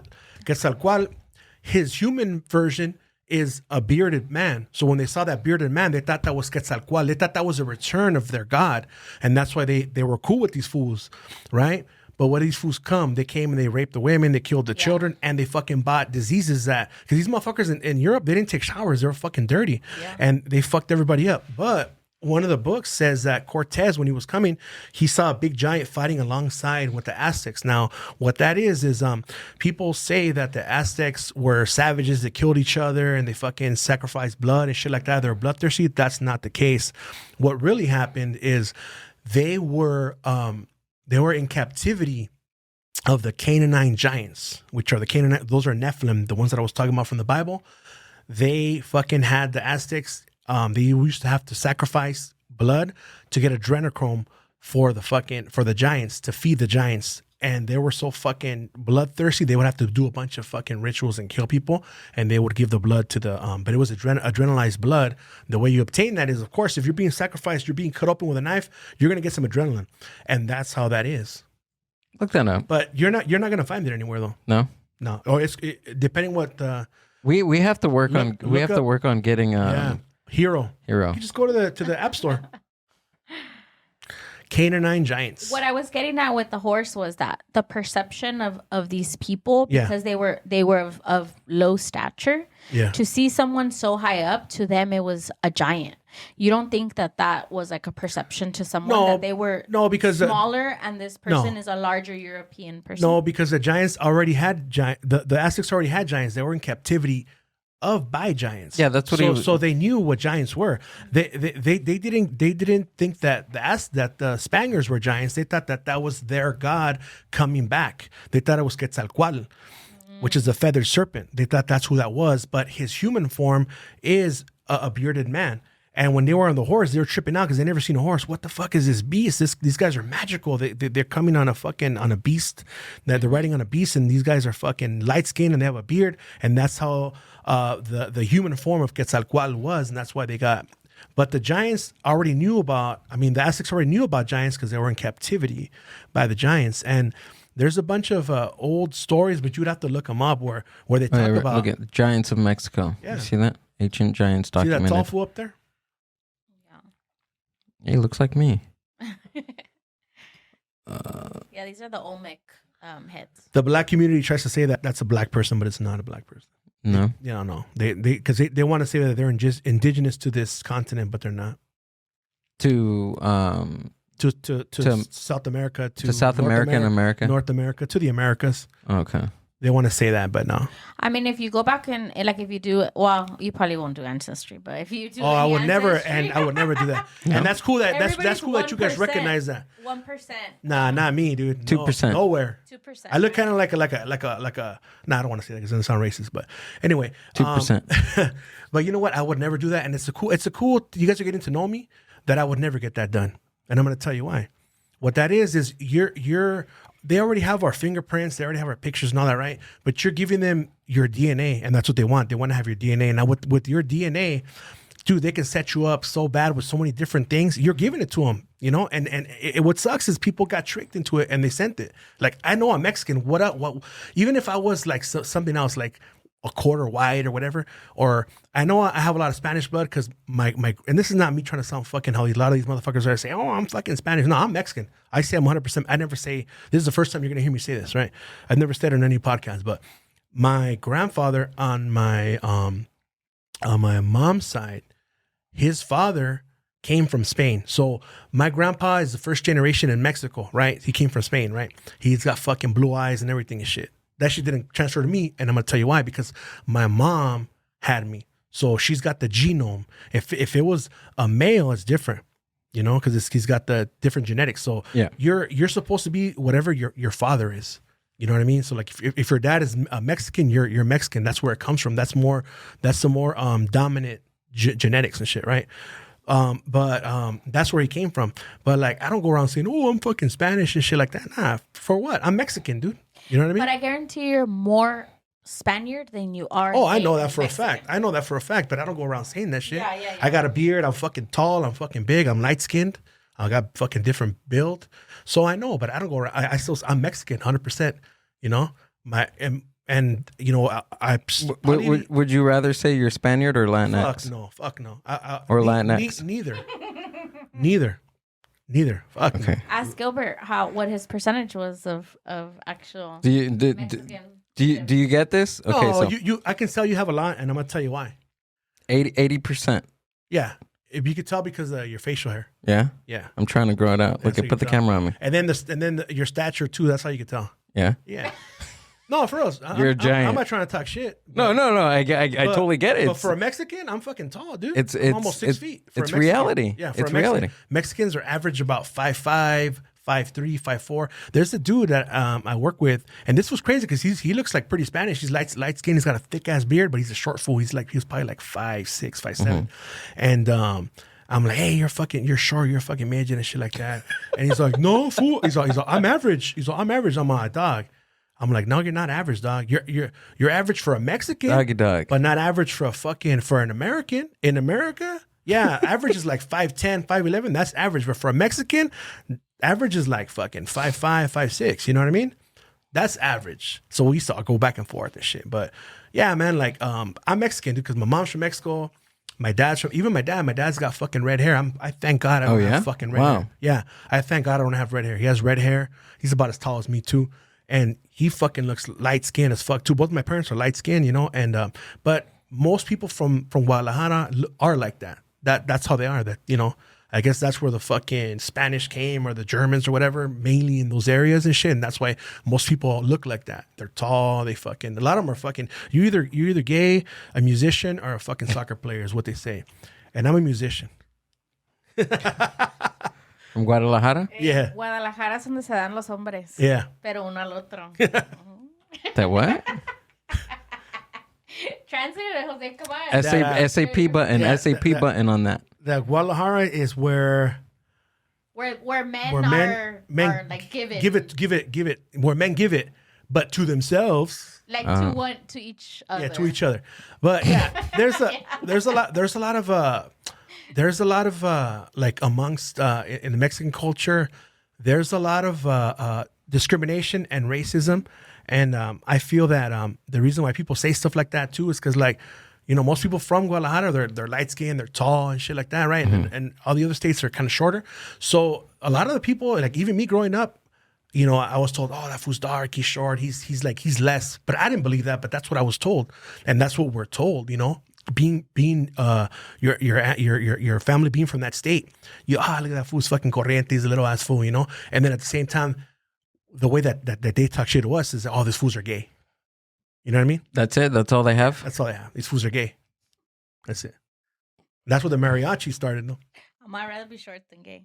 Mariachi. I'm just kidding. Hey, whoa. Hey, whoa. Hey, you know what's funny though? That's funny coming from you, actually. Nah, that shit doesn't bother me. I'm just kidding. But there's some dude. We went to like not a family. It was a company fucking like little Christmas party, and it was at my boss's house and shit. And that fool was cooking the tacos. It was shitty ass tacos. Instead of making the fucking carne there, he had like little fucking containers already with the meat already pre-cooked, right?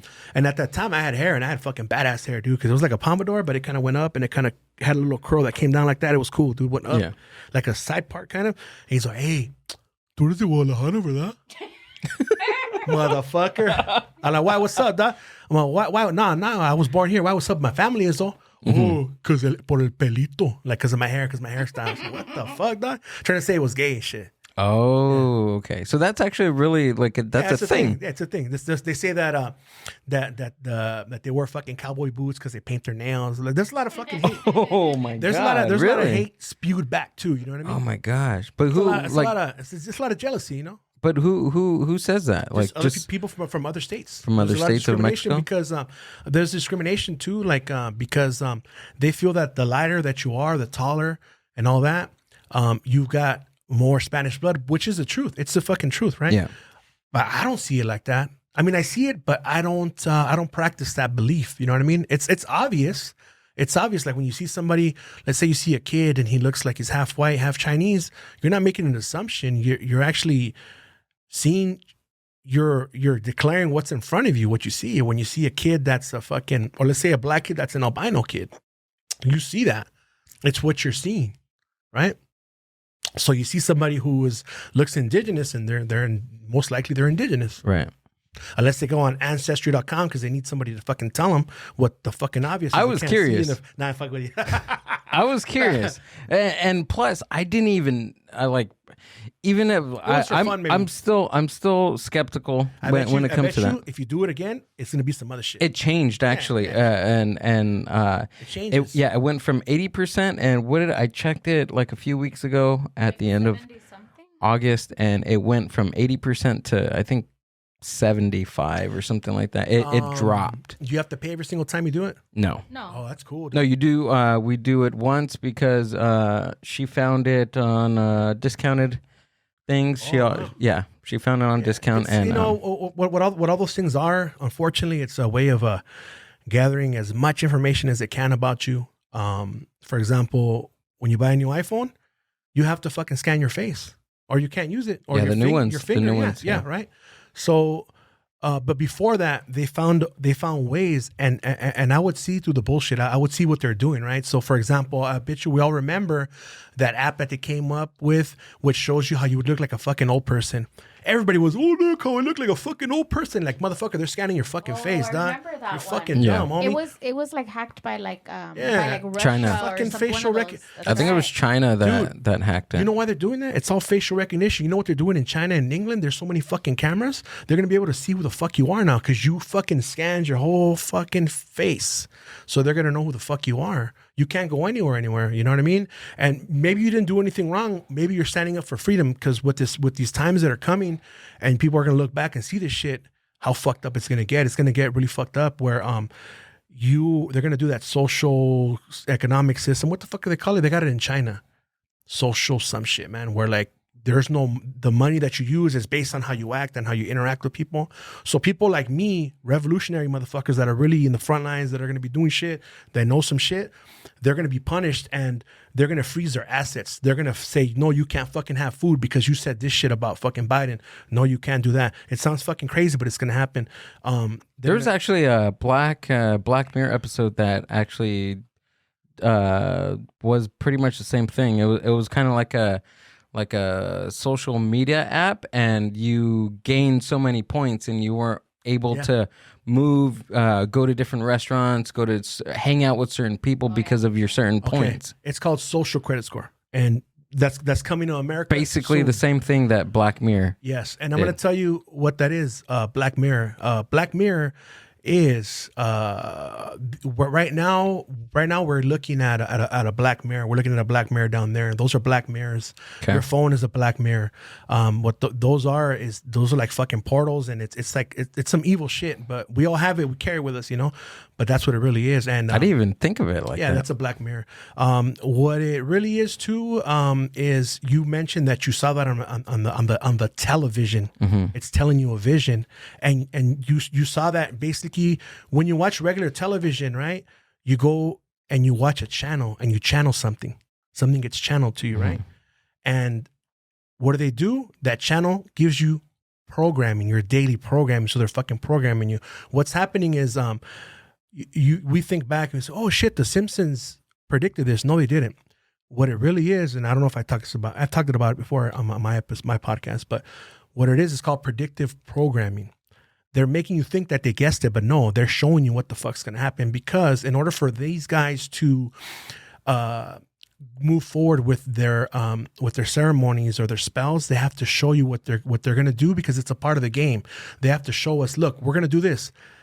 And only the smart ones are going to capture. They're going to say, oh, fuck, they're showing us what they're going to do, and you're going to be ready. Or at least maybe you might not be able to do shit about it, but you're going to know when it happens. Oh, fuck, they talked about it there. And it's predictive programming, where you think that they predicted it, but no, they were telling you already. So that's what happened. They were telling you.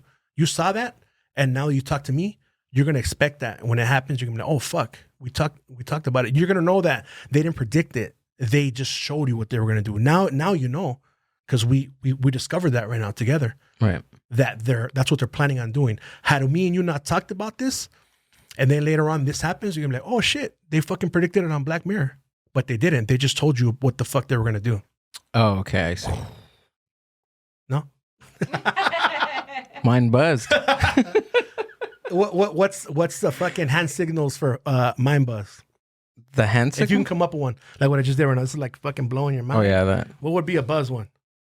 Oh, like that? Or raising the roof? Like, I don't know. I never really thought about that. Remember that shit? I used to fuck around when we had restaurants with my kids, and I'd be fucking around raising the roof and doing that funny shit, just to fuck around, That's funny. Anyway, I hope this fucking episode goes more than an hour like the other guys, man. I want it to be like 2 hours, but if it gets boring, it gets boring. But usually what I do in my episodes, if it just keeps going, it keeps going, you know what I mean?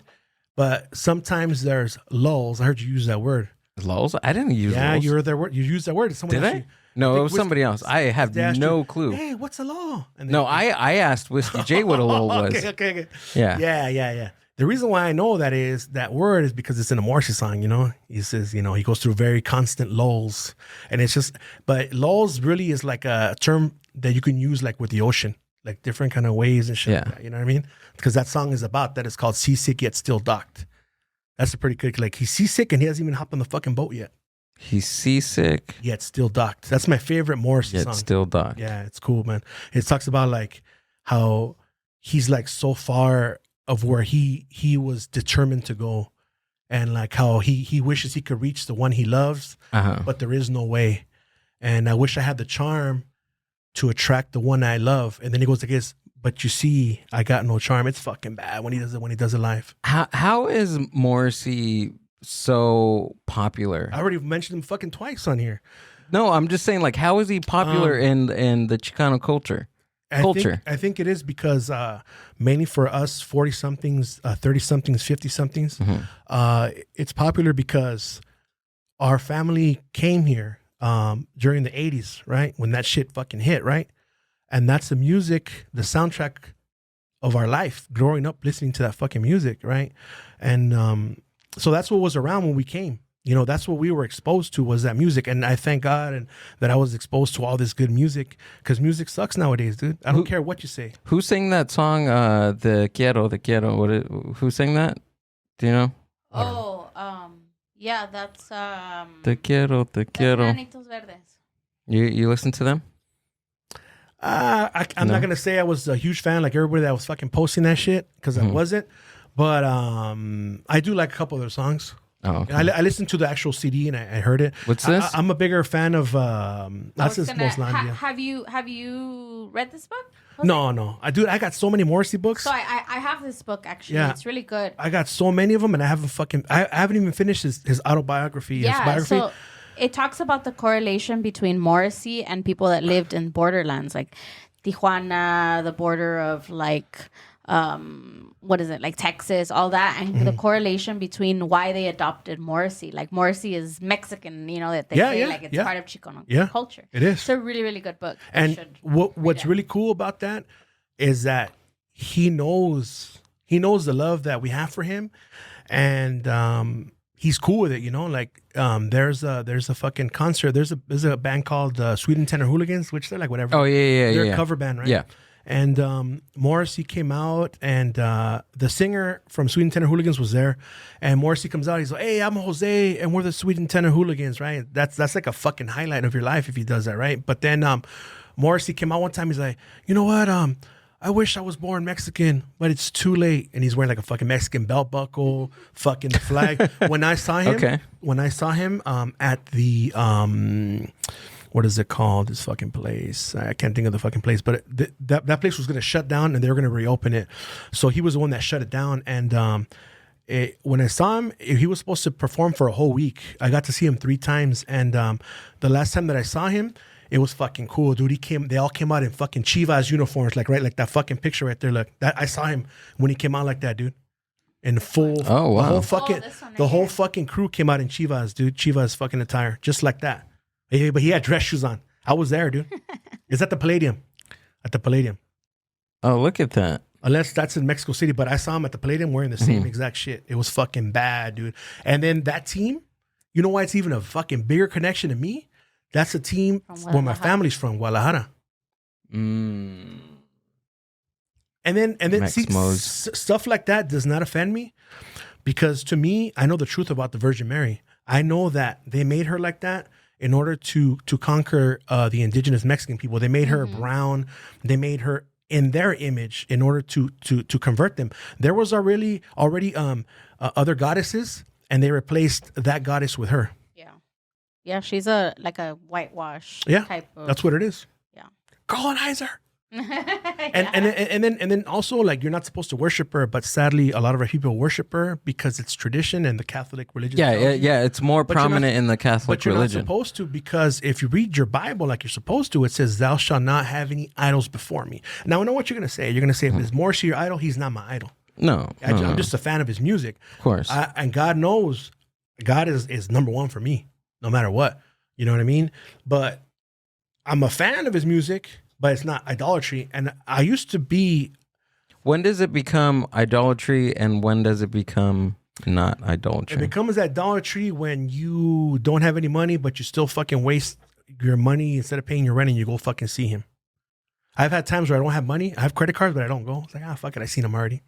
You know? And the cool thing is the set list sucks, or he'll storm off the stage, or he'll cancel. Like, fuck yeah. Oh, I heard that he does that a lot. He did that to me one time. Out of all the times that I've seen him, that happened to me. But I wasn't upset because it's expected. People didn't show up, and he left.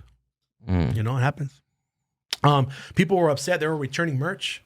Oh, you're going to buy some merch? Really? Fuck that. I'm like, yeah, dog. I'm a fucking Morrissey fan, fool. I'm going to buy merch. And I bought a sweater. People were fucking returning their merch. Fuck that. I'm never again. What? Well, dude, you guys didn't show up. No, dude, we were in line because of a diehard show up early, dude, like maybe 4 hours before the doors open. And we're in line. There's only 100 of us. And all of a sudden, here comes the tour bus. I told my wife, look, he is going to cancel. There's not enough fucking people here. Sure enough. We're waiting there. It was like 40-something degrees. I was wearing a t-shirt. My wife is smart. She had a fucking cobija, a blanket. She was wearing a blanket. And all of a sudden, there was no opening band. And there's a background, and the CD had just come out, and I'm taking pictures like, fuck yeah. And I'm recording, and like the microphone's literally right here, dude. I'm recording the floor, how close I am. And I've always seen them close. Yeah. I'm fucking spoiled, dude. And any concert I go to, I have to be in the front. But anyway, I'm recording. I'm all fucking pumped up. Fuck yeah. And all of a sudden, we're sad to inform that Morrissey is not going to play because the heating system is not working.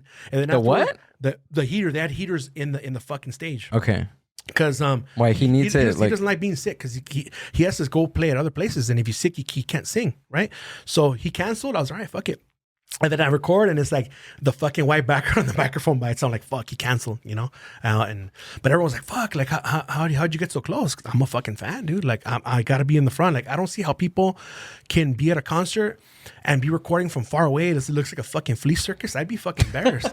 I'm serious. I'd be fucking embarrassed. It's, dude, once you are in the front and you see a concert like that, there's no fucking going back. You have to. I've seen them a little further away, but it was free tickets, so I saw it, you know? Yeah. And even then, I fucking went all the way to the front. My wife didn't want to. I had my kids with me. She's like, oh, no, like, fuck that. Let's go. If you want, you stay here. But she ended up going. We went to the front. And then I was like at the Hollywood Bowl. I was kind of like in the middle of the venue. And I gave my cousins tickets, and they went up top. And all of a sudden, I was like in the big section where there's bleachers. And I sat all the way in the front. My wife didn't want to. She's like, no. I'm like, hey. You stay here. And I was drinking like a double big up of beer.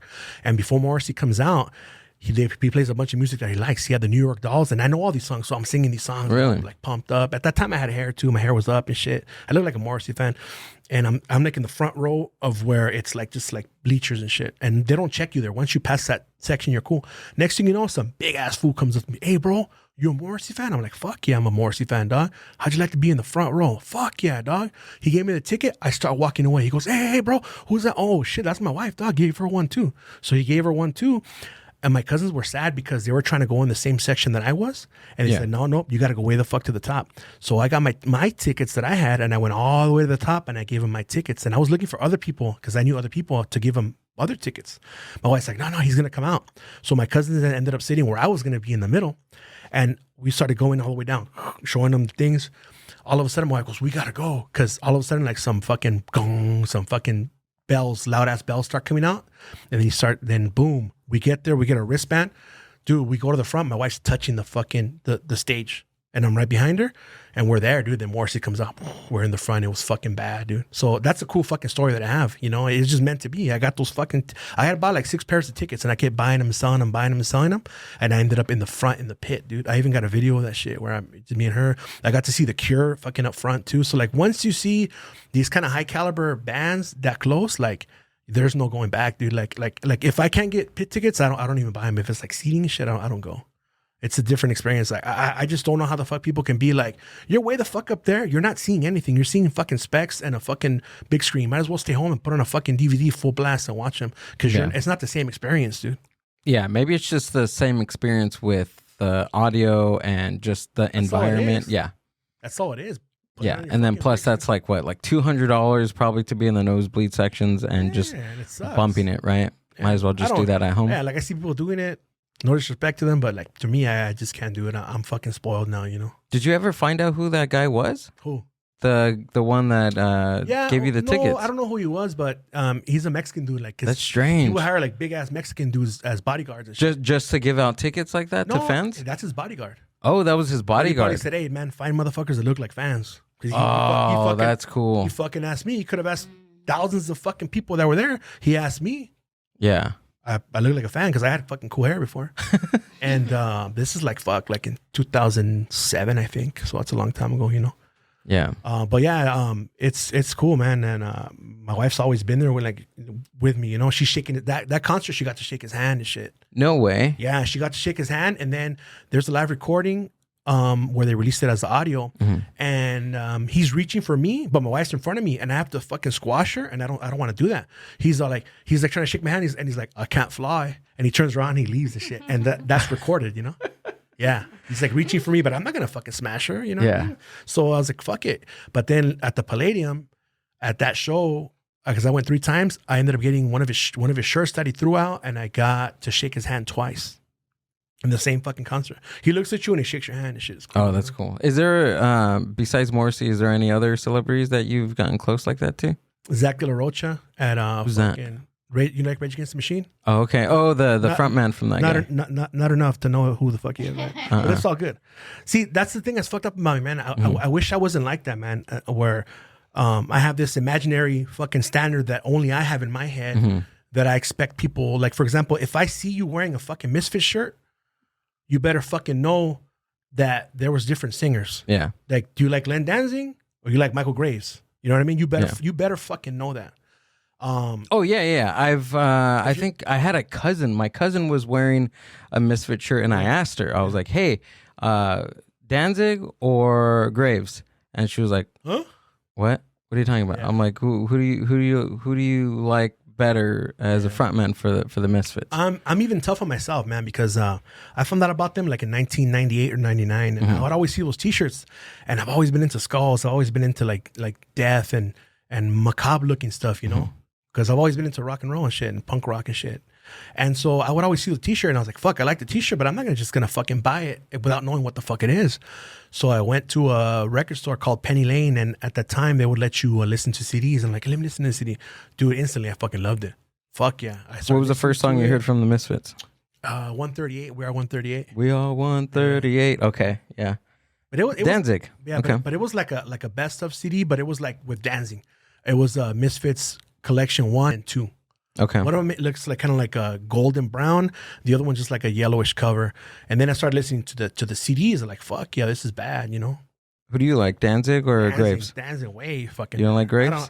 It's like whatever. He's kind of goofy.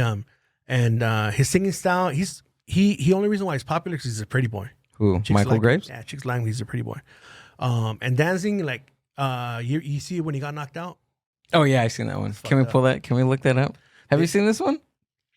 No. He's No? supposed to be Look like it up. he's supposed to be like a fucking black belt and shit. But Yeah, he caught. gets knocked the fuck out. I heard like he's like Yeah, he's little, and the other guy's fucking huge. Yeah. That fool's like 307 pounds. yeah, he got knocked the fuck out. Yeah. There we go. There it is. I haven't seen this in a long time, years. We went on exactly. I understand that, but can we push it back a little bit? Because it took a fucking lunch on it. Fucking place on it. It took 6 hours on it. Ooh, right there.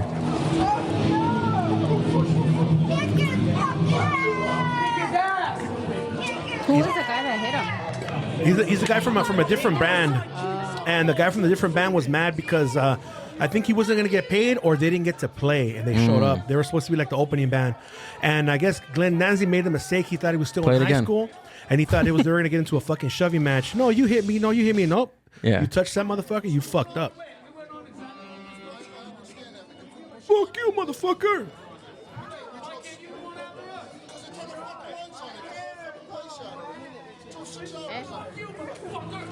Here we go. Boom.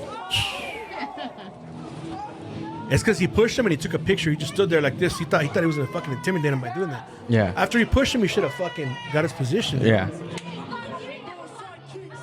That sucks, huh? And everyone made fun of that fool after that shit, dude. After that, yeah. Actually, because of him, that's why I found out about the last books of the Bible. What? Because of him. There's one. Look up Danzig's book collection. Have you heard Sam Hain and all of his other stuff? That shit is fucking pure evil, and so is Danzig. I'm gonna tell you why. I was listening to fucking Sam Hain. It's great fucking music, but it's fucking evil. Yeah. It's evil. It was the time when in November when the time changes, right? I showed up to work an hour early because I fucked up, right? It's a video actually. It's that one like that where they show him with the shirt off. And so I went to, I said, you know what, let me go to church. So I go to the Catholic church, and like traditionally what a Catholic does is they dip their finger in that holy water. Yeah. And I did the whole cross thing, and it was fully packed. So I go to the back of the church, and everyone's turning their head looking at me like I'm fucking evil. Everyone's just staring at me, right? All of a sudden, it started burning. What? It started burning. I'm not lying. What do you mean burning? Burning. The holy water was burning my forehead. I'm not lying to you, right? So everyone's looking at me like this, looking back at me, scared, dude, scared. I look kind of scary, like without glasses. So I admit that. But they just kept staring at me, and it was after I did it, and it started burning. So I get out of there, and I leave, and I wipe it, and then I notified my friend, which she's a pastor, and I said, hey man, this happened to me. He's like, nah, Jose. He's like, Jose, that's just water, man. That water has no power. And I said, he's like, you know what? Most likely, you know what it really was, Jose? It was that there's a bunch of germs in there, and you put it to your skin. And that's what I thought it was. He's no water can judge you. No water has power to judge you. And that's why I took it. It was because of all the fucking microbes and shit that were on my forehead, and everyone touches it. Everybody dipping their fingers in there. Maybe some fool's picking his nose, scratching his balls, took a piss. He didn't, you know what I mean? And then I fucking put it on my head, on my face, and my forehead. So, but this is cool. He talks about it. Welcome to my book collection. Jesus. This is just part of my book collection. That looks like a fake. Doesn't look like him. Here we go. The Werewolf by Montague Summers. This is great. There's lots of great werewolf stories in here, all documented, all true. And there's one in particular that's great where they're looking for this guy who's accused of being a werewolf, and he comes out of this clearing shaking a baby in his mouth. That's pretty cool. It's the kind of stuff I like to read. Let's see. Oh, here we go. Yeah. The Cult Roots in Nazism. Every school child should have this book. Whoa. Can learn a lot from this one. All right, what else do we got here? Aleister Crowley, remember? There's just various books on death, anthropology of evil, different societies' views of evil, what their conception of evil is. something that don't even have evil. Here we go. That's the one I have. This one's the Lost Books of the Bible. Oh, this one? I have the same exact book. Yeah. The Lost Books of the Bible. Hardcover and everything? Tells you a lot of stuff that they omitted from the Bible. All original chapters of the Bible which were excised. Let's see, there's a chapter in here. It's the Gospel Here of we Jesus. go. Infancy. Gospel of Jesus It Christ. tells you about Jesus' childhood. Stuff that I guess most churches wouldn't want you to know about because it doesn't fit in with their ideology of Christ. And let me see. There's one passage in here where Jesus and a little kid are playing on the Sabbath, and Jesus is making these clay statues he's formed come to life. And the child says, it's a Sabbath, you shouldn't be do that, and blah, blah, blah, blah, blah. And so anyway, Jesus kills the kid. It's because he And actually here we have another passage. he ratted him out to Joseph. So Another the kid time killed, when so Lord he killed the Jesus kid. was coming home in the evening with Joseph, he met a boy who ran so hard against him that he threw him down. To whom the Lord Jesus said, as thou hast thrown me down, I shall so strike you shalt down. thou fall, nor ever rise. And at that moment the boy fell down and died.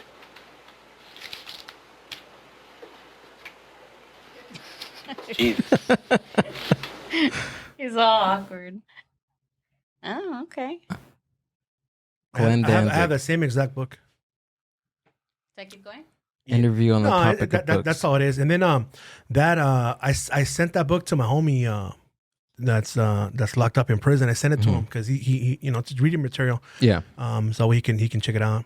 He got it like a week, and then it took like a week for him to get it, like because I guess they got to go through it and shit. But yeah, dude. Oh, and then there's one that's called I found out about it through Punk Bug. It talks Danzig's bricks. He just had a bunch of bricks in front of his house, dude.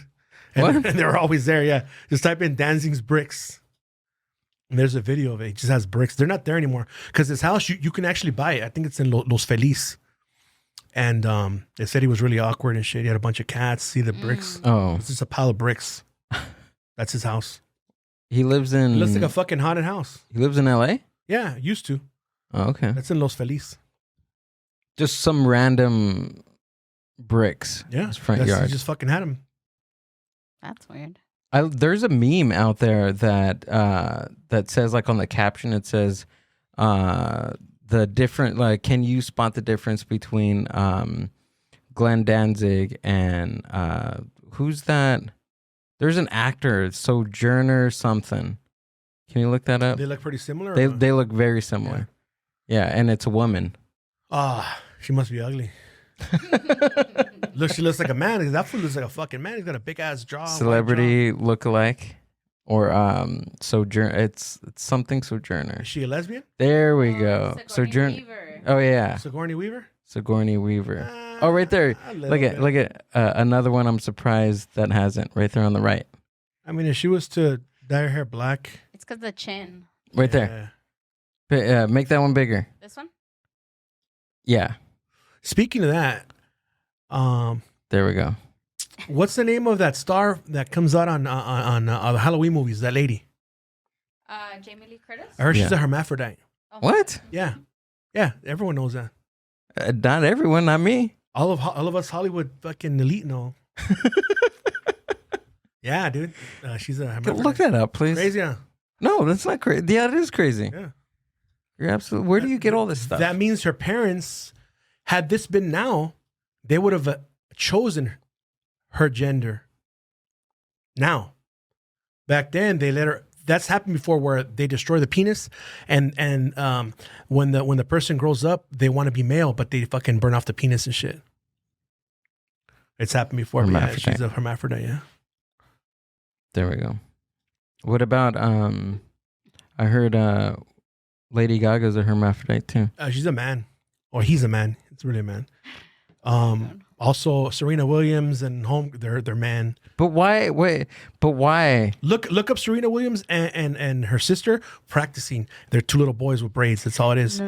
I I gotta not. I like them. I'm a big fan of them. Yeah, so everybody was posting about it. I don't know why they're posting about it. Like, what do they do for us? Like, what? Because of the movie that just came out with. But why did people were posting her? Because it was her last game. Like, who cares? What the hell did she do for you, dog? You know what I mean? I think a lot of that stems from hatred too. You know, someone can be like hating and then just be like, let me make this up. No, because it's obvious. You can see the video. When they're practicing with the dad. Jamie Lee Curtis is so proud of her trans daughter. Oh, she has a trans daughter. Mm-hmm. So she has a boy that's confused. Jamie Lee Curtis. PC. Hollywood myths. Jamie Lee Curtis was born a hermaphrodite. Right there. IMBD.com. Yeah. They're gonna say it's a myth. Right there. Which one? Sorry. Right there. 1, 2, 3, 4, fifth one down. This one? Yes. There we go. Hollywood myths. Jamie Lee Curtis was born a hermaphrodite. You never heard that before? No, this is the first time. Yeah, dude. I learn very new things on this podcast. True Lies hottie Jamie Lee Curtis, and whether or not she was born with some extra equipment, down there, without some exciting, crazy, bitter movement for her to reveal her birth certificate to the press. We'll delve into the rumor with as much grace as the internet will allow. Okay. And then you see something that I see right now. I see that Disney shit.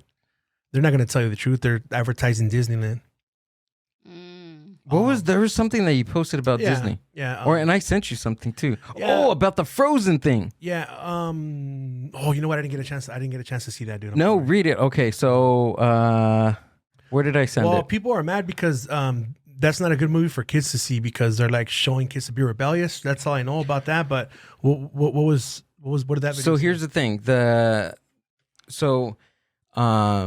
You may have known this about Walt Disney freezing himself. Cryogenically frozen. Yeah. They said that they were going to thaw him out because they found the technology to do so. Yes. Yeah. But they're saying that's a myth, but they have the technology. They've had it for a while. Right. So that happened, and that came out on the internet. So they didn't want they meaning Disney company. They didn't want that information to come out and to the public. Yeah, to the public. So what they did, they made a movie named Frozen, so that way when they search Walt Disney Frozen, the movie will come up and not the information about the cryogenically frozen Walt Disney. That's believable. But also it's a lot easier than them just making a movie. All they got to do is they pay Google, and they're all connected, not to show anything like that. Just like a lot of the things I tell you guys to look up, it doesn't come up, or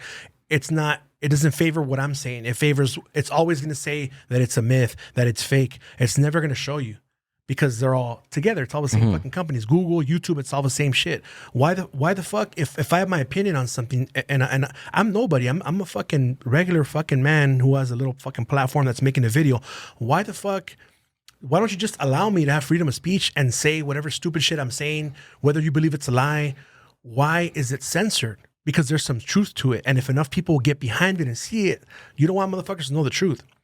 Because seriously, think about it. Who the fuck am I? Why the fuck are you taking my video down? Yeah. I'm just some crazy fucking guy, right? That's what everyone thinks. Who's I don't think you're crazy. Believes some fucking bullshit. Well, then why are you taking it down? What's the importance? Why are you taking it down?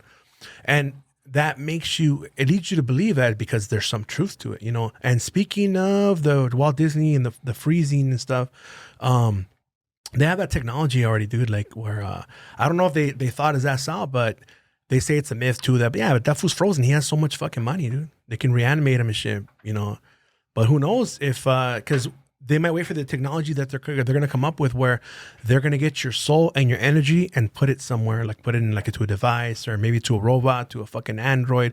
Who knows? Right now what they're doing is they're tricking people, and people are so stupid and they think it's a cool thing to be able to put a fucking microchip in your fucking brain. That's fucking stupid as fuck. I'm going to tell you why. What happens, let's say right now it's hot, right? And your neighbor's got the fucking AC on, right? And they just fucking, there's a power outage, right? All this shit's going to turn off. right? Your ATM machine is not going to work.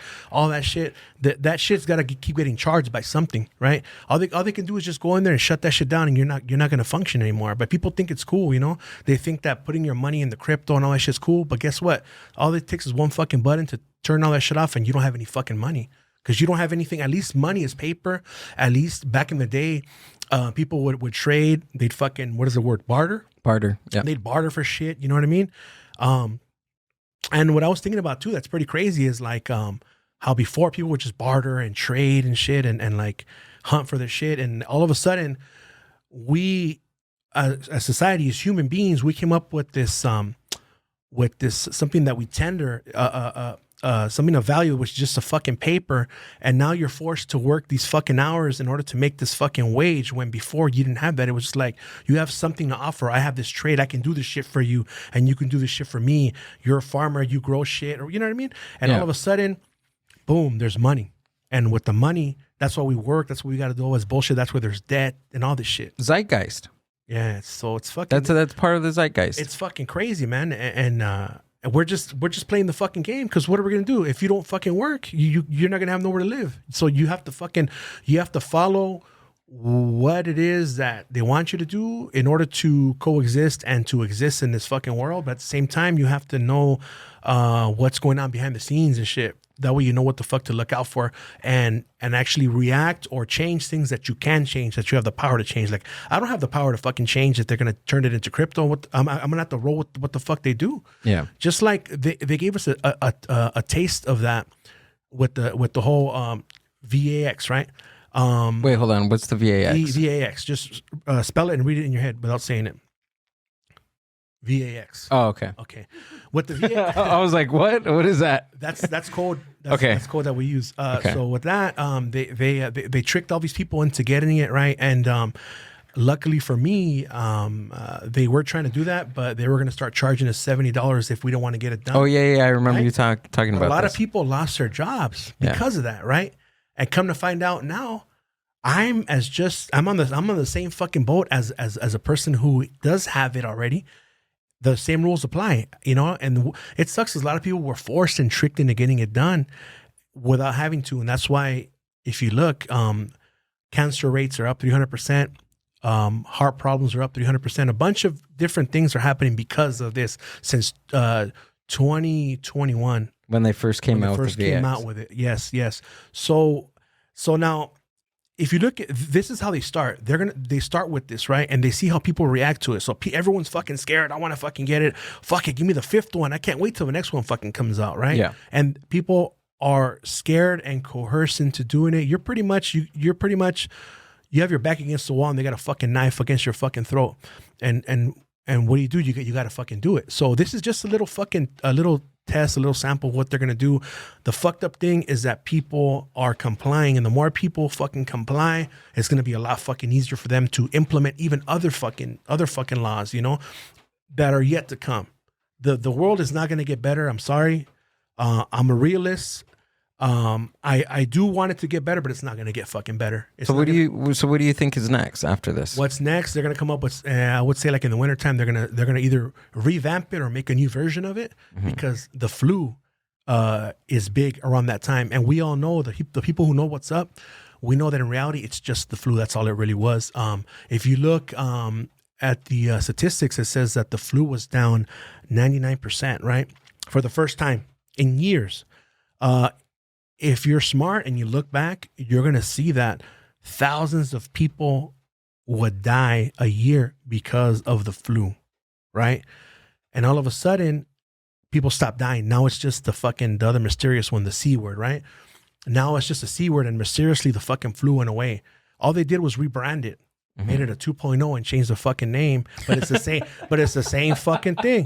Hey, but it's the same fucking thing. You know what I mean? Yeah. You can fucking...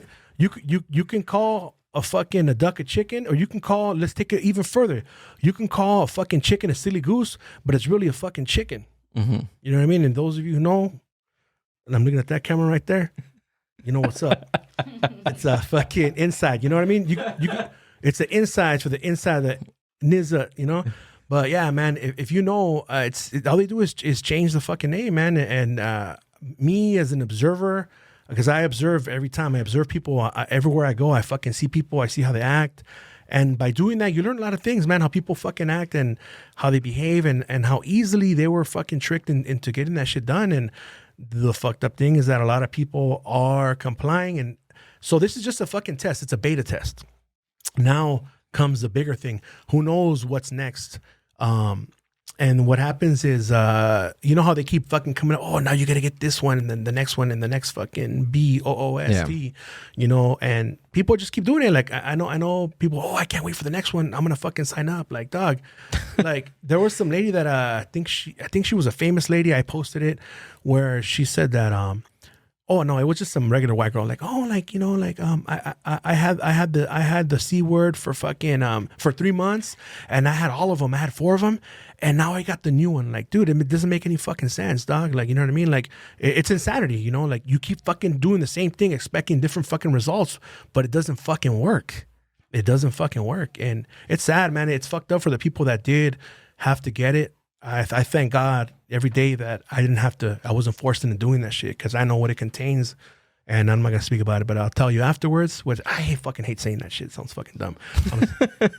You know what I mean? Because I feel bad because like I'm fucking, the audience wants to hear it, but you're robbing them of that knowledge. Yeah, but you can, they can always DM you because I'm going to put the link of your stuff on the show description. Yeah. Right? They can always DM you. Nah, but I still wouldn't tell them. It's only homies. It's only homies. Oh, really? Yeah, it's only homies that I know, you know. And why is that? Why wouldn't you tell them? This is common knowledge. If you look it up, you'll see it. You know, okay. You'll see it. But so you encourage them to look it up, to do their own due diligence. For the people up there, the big people up on top, I'm not gonna fucking release it to everybody. You know, I'm gonna keep my mouth shut about it. I'm not gonna talk about it. But I know it sounds crazy, but it's like, put it this way, dude. Like, I don't want to put myself in danger or my family in danger with shit. Other people that know what's up know about it and what the fuck it really contains, but they don't talk about it. That's why you probably haven't heard about it, because only certain people know what the fuck was really in there. I don't. I only know surface stuff. I don't really. I haven't got, like, there hasn't been something where I like dived and kind of like really went into. Well, and it's been a long time. What makes a really big difference is the search engines that you're going to use. You're going to use the common ones that they want you to use. You're going to use the ones that are gonna cover up the truth, rather than using the ones that are going to uncover the truth. We need to hurry up and get that search engine before your third appearance on. It's just called Hero, dude. Hero. We gotta get that before you get on. Are we running out of time or what? No. I haven't said your name yet. No. That was actually pretty good. I got a good brand going then. What brand? No, what you were talking about with Whiskey J, about me saying your name, and you know that's the end. Oh yeah, I was like, what the fuck? I was like, because we wouldn't have had a mama. Whiskey J. It was nice. Like, fuck, when you hear Gill say your fucking name, it's over, dog. And even he was like, what? That's it? Oh man, it was getting warmed up. You know? Yeah. Well, because they usually do like 3 hours. They do like 2.5, 3 hours. Yeah, I do about an hour and a half if I'm pushing it, because I find that people, their attention span is really fucked up. Most people, you know? Yeah. But at the same time, if it's very fucking interesting, you're giving them a lot of knowledge, and it's on video, they get something to look at, and it's like you're watching something rather than you're just fucking listening to something. Because usually when you're watching something, you're actually sitting down and you're concentrating, and you have the time to absorb all this information and watch it, right? And you're absorbing it. Now, when you're listening to something, you might be doing something, because you don't have the time to just sit down and watch something. So you're listening to it on your earphones. So you're multitasking. You're doing this thing. You're doing that thing. And so sometimes you don't have enough time to fully, absorb everything you're listening to. And I kind of find that, not myself, because if I'm interested in something, I don't care if it's audio. I don't care if it's visual. I don't care if it's hands-on. I'm going to absorb, and I'm going to fucking dive into it and fucking learn something. If there is something to learn. If it's a fucking boring podcast, I'm going to turn the motherfucker off. If the audio's fucked up, I'm going to turn the motherfucker off. Or even if it's audio, there's motherfuckers that got tons of money and they got badass fucking studios and they got badass equipment, and the podcast sucks, And I'm not saying mine's a shit. All I can say for my shit is like, I can die and say, and I can say with a fucking, I can look you in the eye and tell you that my shit's fucking real. My shit's fucking real. I don't give a fuck if you don't like it. If you don't like it, don't listen to it. It's that fucking easy. That's the problem that we have now. And right now it's cool because I feel like I'm going on a fucking classic rant because I'm throwing my fucking hands in there and I'm fucking talking louder. But like, yeah, like it's like nowadays, if something bothers you, you want to fucking tell everybody and you want to fucking put an end to it just because you don't fucking like it. If you don't like it, don't fucking listen to it. And it's out of your fucking life. It's that fucking easy. There's certain pages that I follow. They post some stupid ass shit, like dumb shit. And sometimes I don't even follow them. I just fucking hide the story so I don't see it. Or I hide their posts because it's fucking stupid shit. What's your definition of stupid shit? Stupid shit is almost, I would say like 90% of the world is stupid shit. It's shit that it's okay to be normal. But it's what everyone else consumes, like the shit that's brainwashing you, the shit that's fucking actually fucking you up, but you don't know that it's fucking you up. Like, for example, people that watch the Kardashians, yeah, the drama's cool and all that shit. Yeah. But sooner or later, you're going to be talking like this, and you're going to take mochas, and you're going to talk like that. And then happens, and what happens is these women develop, it's called a fucking vocal fry. And a lot of men talk like that too. It's called a vocal fry. Vocal fry? Vocal fry. Yeah. And what they do is, it's people that speak like that, they lack confidence because they're very stupid individuals. So what they do is they prolong the end of a sentence like this because they don't know what else to say. Or they make it sound like a question like that, you know? That's how they fucking speak. Vocal fry. The vocal fry epidemic. Yeah, dude. It's on the Mind Buzz. What is a vocal fry? What is a vocal fry? Vocal fry is the lowest registered tone of your voice characterized by its deep, creaky breathing sound. When you speak, your vocal cords naturally close to create vibrations as air passes between them, like a piano or guitar string. These vibrations produce sound, your voice. Yeah. You heard it here first in the Mind Buzz. I learned so much here. What is that? What's that video? Those are the vocal cords. You're going to hear it. Gotta hear it. This is actually science. There's an epidemic in America. We listen to this is fucking science on MB right now. Young women. And that is vocal fry tone. Yeah. Ugh, gross.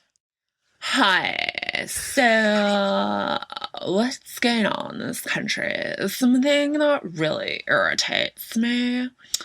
And that is vocal fry tones, especially heard with young teens or people in high social groups. No, stop it. Hi, Abby Normal here. Jesus. And I'm going to talk. That's a name. Cut her off, please. Jesus Christ. Right? Abby Normal. So that right there is 1 million views? Jeez. I'm going to make a vocal fry video and put it on YouTube. You see, but her like, I'm. You know what? I'm gonna be honest here, and I'm a suspect of vocal fry, right? A little bit, right? So does Ulises does it too. Mm-hmm. Someone very close to me pointed that out to me. He does do it a little bit, and like But I do it, but. Now this is a thing now. Now I'm going to try not to do it. But the reason why I do it is because I'm trying to, my thoughts are going, like they're I don't know. Like I get jumbled up in my brain sometimes and I'm just like, like I think of questions. I'm trying to think of a question. What it is with you is you're doing the vocal fry tone, but you're not doing the prolongations. Prolongations is like I was very scared, and when you make it last longer like that. I think it's just the tone. But the reason why they do that, the tone is like the raspiness, like because you're making your thing right. And now what makes it sound stupid is the prolongations that add to it. The reason why they do the prolongation to it, that's a sign of someone who lacks confidence, who's very stupid. So when they say, hold on, wait, hold on. You don't do that though. Wait. No, but what I'm saying is. Okay, so you can lack confidence, but just because you lack confidence doesn't mean you're stupid. No. Okay. But most people that do that is because they're stupid. Because the prolongation, I'm going to tell you what. The prolongation. Okay. The prolongation lacks confidence, and you're stupid because like you're saying something and you're lacking confidence. You're saying you're stating something as a question when it's really a fucking statement. Mm-hmm. Like, I don't know if I like green cars or blue ones because you're not fucking confident. Gotcha. You know what I mean? I don't know. To me, that shit goes hand in hand, man. Confidence and fucking stupidity, but not necessarily because there's a bunch of fucking nerds that are awkward and shit. Yes. But that's what I'm saying. Like, there's a difference between being stupid and there's a difference between lacking confidence. But we are talking about what I think is different. And I'm saying not everybody who speaks in that way is stupid, but most are because that's the fucking trend. Gotcha. Right? Now, if you get a fucking brainiac, nerdy, fucking school shooter type of fucking kid that's that's smart as fuck, and he talks like that, sure, he lacks confidence because he's fucking awkward. And he talks like that because that's the only way he feels okay speaking, you know? He's probably bullied all the time. But now these people do it because they hear these bitches on the E network or whatever talking like fucking idiots, and they think it's fucking cool. Yeah, I think that's what I don't agree with. I don't agree with that it's socially acceptable to sound stupid, dumb, or stupid. Yeah. That sucks. Yeah. That's not cool. That's not a very good example for it's not good for the youth. Young people. Yes, it's not. At all. Like, fuck, I want to fucking sound smart. Mm-hmm. Everybody does. But I do wonder if everybody considers themselves smart. But you can be confident and not smart. Yes, but that's a totally different thing because like confidence is how you feel about the information that you're talking about, right? But people will decipher that whether if you're smart or not, if it makes sense or if it's bullshit. At the same time, I can be judged whether like, oh, I'm fucking crazy, I'm stupid because of the shit I'm saying just because you lack the knowledge. And what happens to me a lot is I know all these fucking things that the average person does not know. And people who don't know what you know, you end up being a threat because then they feel less than you because you know something that they do not know. Me, I don't give a fuck. I want to learn what you fucking know. Mm-hmm. You're not a threat. You're not a threat to me because I can absorb that information if it's good information. And then I have to use my mind in order to decipher whether that information is going to be helpful or not helpful. If it's not helpful, then I'm not going to fucking absorb it. Exactly. So I use this example all the time about being vulnerable to information, right? So when you're learning something, you have to be totally vulnerable because if you go into something thinking that you know something, then you're not going to learn jack shit. You're not going to learn. Yeah, you're not going to learn because you're going to think you're a fucking know-it-all. And that's why even though I know a lot of things, I'm confident in them and I consider myself a little smart. I'm not fucking book smart or college degree type of smart, but I know a lot of shit, right? But at the same time, I like there's a saying like I know nothing because I know some shit like that. I know everything because I know nothing and shit. Because like you're always learning. Realistically, dude, I learn something new every fucking day. Absolutely, and I like that. That's good, man. That's really good. Because imagine all the stuff that I've learned in these 40 years, or whatever it is, whatever age you listeners are that are listening or viewing this. Imagine your learning curve, it just stops there and you no longer fucking learn things. So let's say, for example, you get Is that even possible? I'm just saying, okay, metaphorically speaking, right? That, you know, how people say that they know it all, whatever, right? Well, let's just say that you, since you know it all, you stop learning, right? And that's the way, let's say that's the way our minds work, right? Your terabyte got full. That's it. You no longer have any more fucking space, right? So let's say it stops there. That means if you get a new fucking job, you're not going to be able to learn the new skills that you need for that job. Is it raining outside? It maybe is raining outside, yes. Oh, shit. And I know I should have bought a jacket. My wife told me to bring a jacket. Oh, fuck. How you doing on time? Nah, I'm good, dude. You're good? Yeah, I told her we're gonna be done like at 8:30 or some shit, you know. So we're still good. We still got a whole hour. But what I do sometimes I just split them in two. No, I don't. That's not Mind You don't like Buzz. doing that? Mind Buzz is straight Sit through. through it or not. Sit through it or not. Edit or not. But you know what? I started off talking about personal stuff, and I started talking about conspiracies. Now I'm talking about actual shit that's happening in the world. Because based on what you asked me, and you asked me like, yeah, man, like I don't think I'm better than people. I do consider, I just know that I know a lot more shit than the average person. You know what I mean?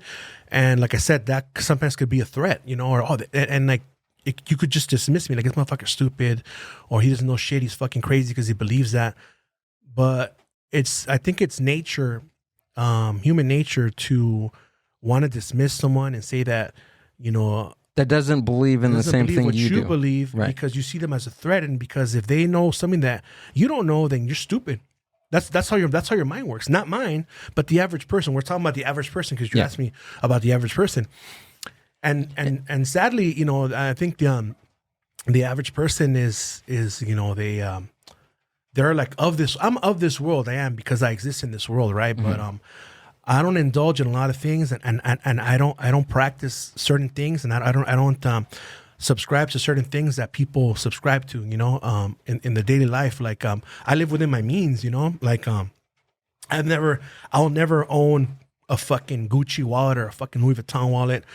My wife's the same way. She'll never own that. That's not important to me. It's not important to me to own the fucking iPhone 14. That's not important to me. As long as my phone works, it's not important for me to buy the latest fucking LCD TV. All that stuff's not important to me. And I thank God for that, because if I was like that, then I would be in a worse situation, like everyone else is. A lot of people, for example, Instagram is like, it's most of that shit's fake, man. People only show when they're winning. They don't show when they're losing. Me, on the other hand, I'll fucking show you everything, dog. I'm fucking transparent. You know what I mean? Because I don't know.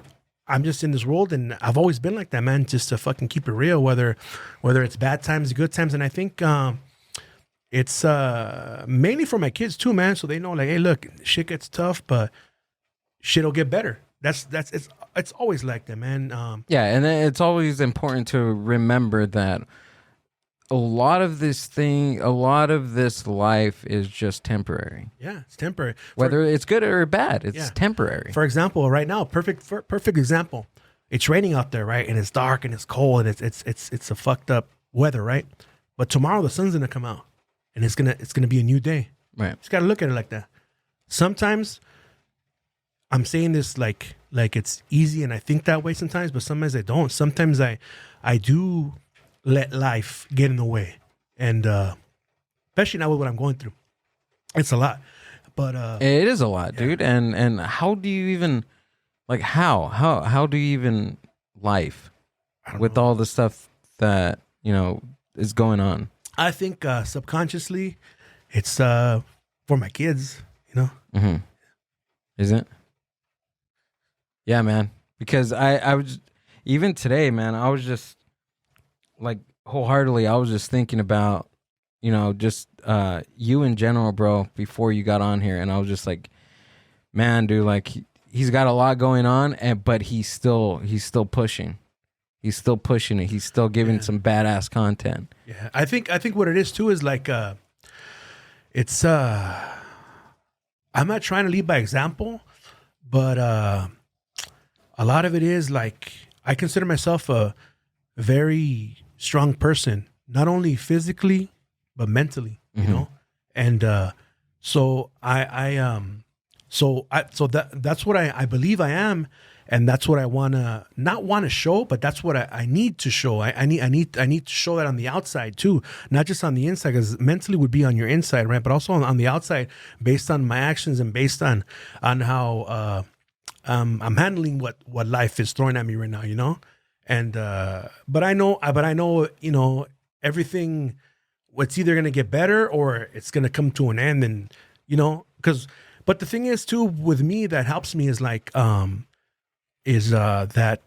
I've never been afraid of death, never in my life, you know. And I'm not saying this to sound crazy, never, dude. And I'll tell you a story.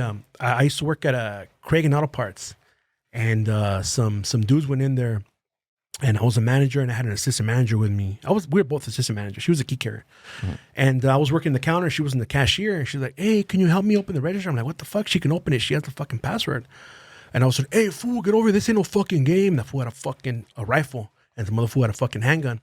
Luckily, she didn't panic, man. But they opened the fucking register. I opened it. They took the feria and whatever. And once they got the feria, I looked at them and then looked away because I don't want them to think that I was looking at their face. I looked away. and they got the money, and they just stood there for a couple seconds. I thought they were gonna shoot us, so I turned sideways so they could shoot me on the side. You know what I mean? And I think that situation, during that situation, I realized that I'm not afraid of dying, and I'm not, dude. I mean, I'm not gonna go cross the street and get fucking run over, jump off a fucking building, do something stupid.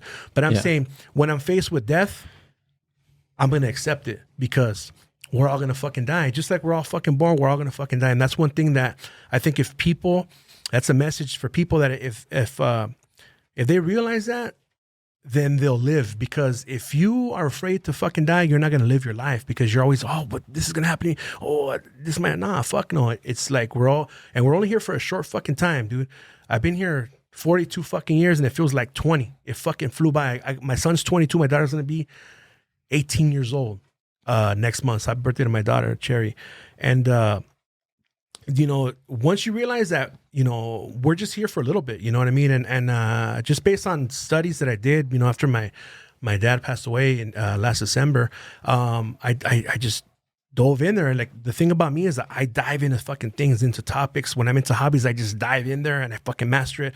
And I think that's why I know so many different hobbies and fucking skills, is because I immerse myself in them, and then thank God I'm able to absorb all this shit in this big ass fucking head. That's why it's big, so I can fit all this information, And but yeah, dude, I came away from that situation just not afraid. Like, fuck it, Like, somebody can pull a gun on me, I don't give a fuck. All right, I'm not gonna be like, fuck you, shoot me, dog. All right, you want wallet? Here it is, dog. Yeah, I'm not gonna fucking die for it either, but I'm not gonna be like, oh please, like, fuck it, dog. You're gonna fucking kill me, do it, dog. Yeah, if they're gonna do it, they're gonna do it, regardless. For example, I had to have surgery on my left groin because I had a lymph node that grew. I don't know what the fuck it was. I thought it was my hernia. Mm-hmm. My wife kept telling me, go to the hospital. Nah. One day I woke up, I was fucking shaking like crazy, and I had a fucking fever. And I got up and I took a shower thinking that was gonna help. I came out, I'm still shaking. I told my wife, hey, I'm fucking shaking. This shit won't go away. She's like, you know what? It's your body telling you to go. I went to the hospital. Motherfucker cuts me open, removes the lymph node, and we need the lymph node because the lymph nodes are it's like a root system that sends white blood cells to different parts of your body. And white blood cells, what they do is they fight off infection. They help you, right? So he removed it. What he should have done a biopsy, got a little piece of it and see if it's cancerous. It turns out it wasn't cancerous, but that's what he thought, because usually when you have a lymph node become swollen, usually it's cancerous. Thank God it was not. But me not knowing this information, which I wish I knew, I should have been like, you know what? Don't remove it. Just do a biopsy. Because everything that you're made with, that God made you with, you need. It's all meant to be there. Right. For example, let me go before I talk about the gallbladder, but remind me about the gallbladder. But the reason, so when this is happening, God is my witness. I believe in God. I was never scared. Not because I'm tough. I have so much faith in God that I was not afraid. I'm not going to die. Nothing's going to happen. I'm going to come out of this. Like that, dude. And a lot of it is, you can since you guys are non-believers, you can attribute that to mental fortitude, right? So it could just be your mental fortitude telling you, because a lot of it has to do with that too. God made us with that free will. You can make your situation fucking bleak, or you can make it a fucking positive, and it just depends on what the fuck you do with your mind in order to change your circumstances. You might be in you might think that nothing's gonna happen, there's no fucking way out of this, but your mind has the power. God, I think, and I also believe God gave us the power in order that we can cure ourselves. We can, all these fucking drugs and shit is just a fucking Band-Aid, dude. All these fucking drugs, like I found out that pain medication, it doesn't fucking take away the pain. It just blocks the pain sensors that are going to your brain. That's all it fucking does. It's not really curing you. But herbs that our ancestors would use, mainly your ancestors, 80%,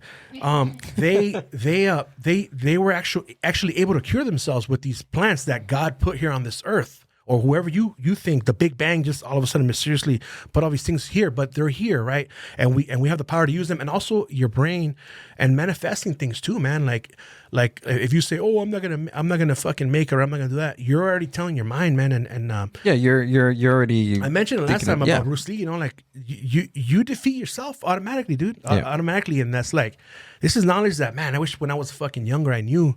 But it comes with age, man. But even though you give the youth this knowledge, it's gonna come in here and come out the other way. Why do you think that? Headphones. The reason why is because you don't give a fuck. Because you don't have to give a fuck. Because when you're a fucking kid, what do? You wake up, you go to school, come home, play some video games, jack off, eat some fucking chips, whatever, and you don't worry about you ask your parents if you can have something. Oh, we don't have money. But you don't know that your mom doesn't have money because she just fucking paid these bills and she has to put this money aside for you to buy food so you guys can fucking have something to eat. You don't have those worries. For example, like when I look at my pets, at my animals, my cat, my dog, I see them and I'm so happy that even my kids too, more importantly my kids, that I am able to my kids, these animals can just lay there and not worry about anything. That's beautiful, dude. I'm able to provide that for them. And ever since I was a little kid, I wanted to be a provider. I wanted to be a man. I wanted to have a family like I have right now. Ever since I was like fucking 5 years old, dude, I pictured myself like this. So I knew what I wanted and I'm doing it right now.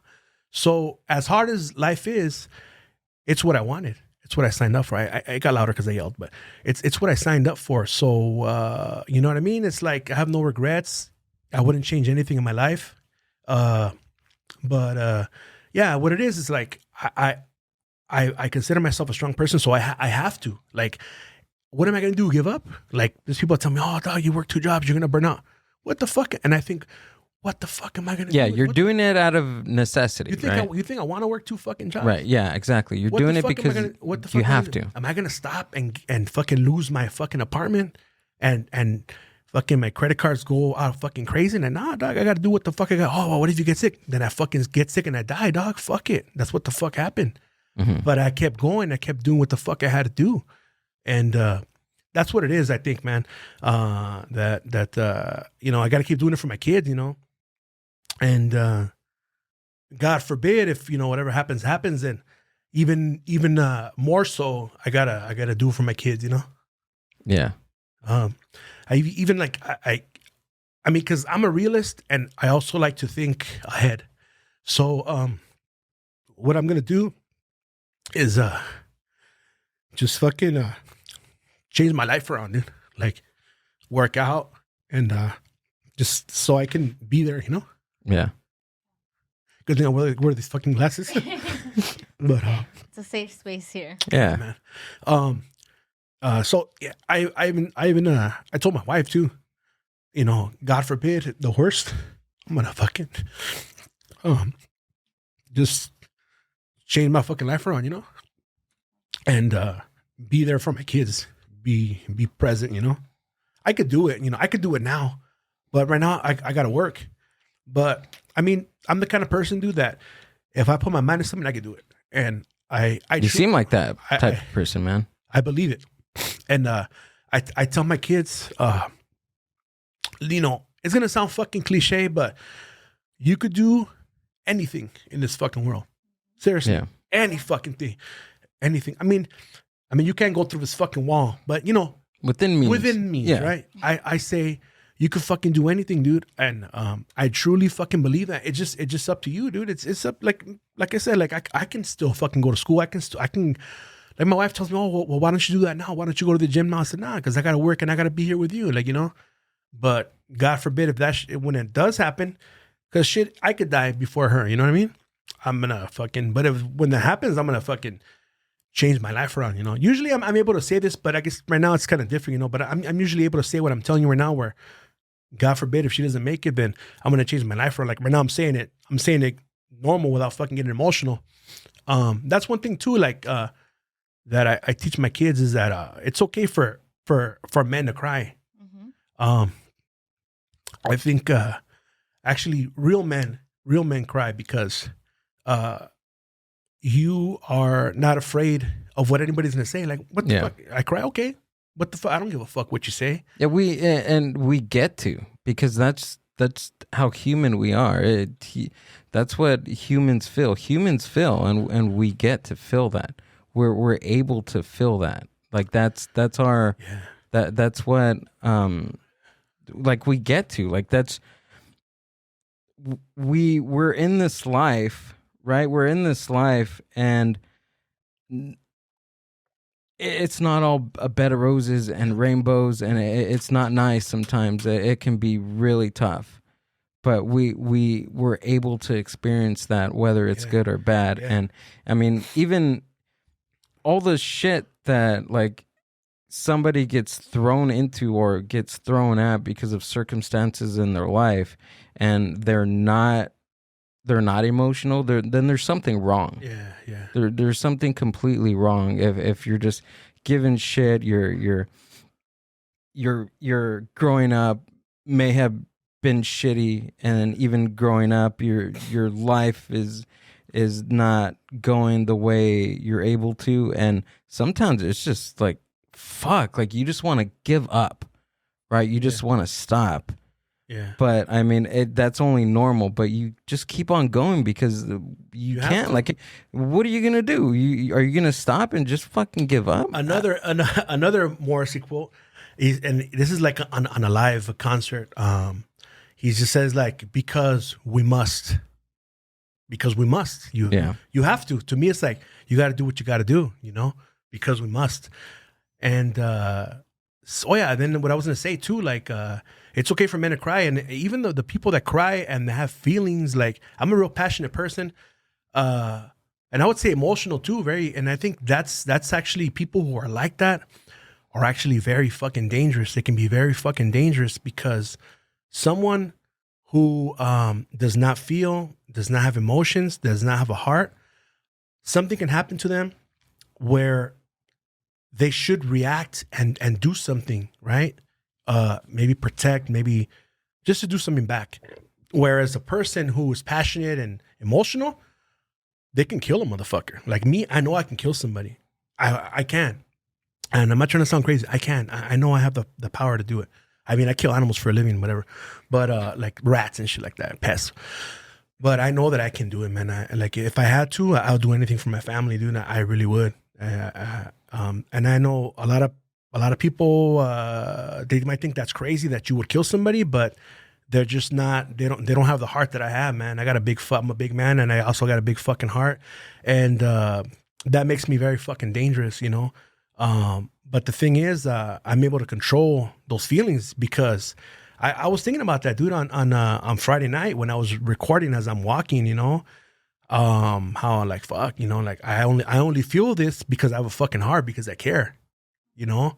If I didn't, so then I wouldn't feel that, or I wouldn't really fucking care, you know. But so I thank God for that, man, that I have that heart, you know. And in this fucking life that I'm in, this only life that we have, I'm happy that I have that fucking heart, you know what I mean?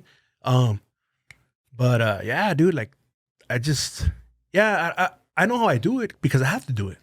I have to. There's no other option. What am I gonna do? Fucking not do anything? Stop. Yeah. Oh fuck! I don't want to work another job. Nah, fuck no. You got to do what the fuck you got to do. I was even thinking about getting a fucking third job and like work during the week when I get out of my other one. And my wife says, "No, don't do it." I said, "I got to do what the fuck I got to do." Well, you're gonna get sick. Fuck it. I got sick and I did it for my family and I died. Fuck it. It's, you know, fuck it. But, you know, and then also, you know, I'm speaking like this, and it could be anybody's fucking turn. I could drive home and fucking get killed right now. You don't know. I don't think about that. But you have to live life like that, knowing that can happen. There's fucking so many accidents that happen a fucking day, you know, so many things that happen but people live in an imaginary fucking bubble. They think it's not going to happen to them. Just like, you know, when you hear the word cancer, like, you know, or when you hear the word miscarriage, like I used to hear the word miscarriage and I didn't think shit of it, you know, till we had one, and then you feel it, and you sympathize with those who speak about those things, you know, and especially cancer. Like before I would hear that word was nothing. I was that shit fucking, I'm never gonna get that shit. No one's ever gonna get that shit. And then when it hits home, that's when oh fuck, you know, like anybody can happen to anybody. Do you think you have a different outlook on life, like just how precious and fragile everything can be because of like circumstances? Yeah. I mean, yeah. Like I've had a couple of events happen. Like I lost my dad, and then before that, like, you know, had some events too that kind of. But despite that, I don't think my life sucks. It's just what the fuck it is, you know? Yeah. That's just what it is. Like, one thing I learned early on is like, I never worry about things that I can't change. I never worry. I truly have faith in God that God's going to help me.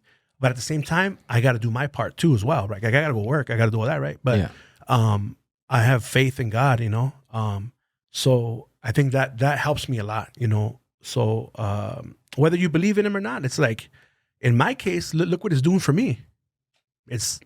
I know most men would fucking fold. They would not be able to handle this. I know for a fact.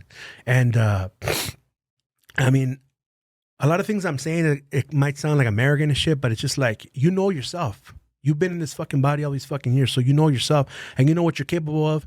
You know what you're worth. A lot of people don't know what the fuck they're worth, but I know I'm not the average fucking person. Like, I'm not, dude. I'm not, man. I might seem like it, but I'm not, dude. I trip out, man. All these fucking things that I this knowledge that I have of this crazy shit, you might think it's crazy, but just the skills that I've learned throughout life, like how the fuck do I know all this?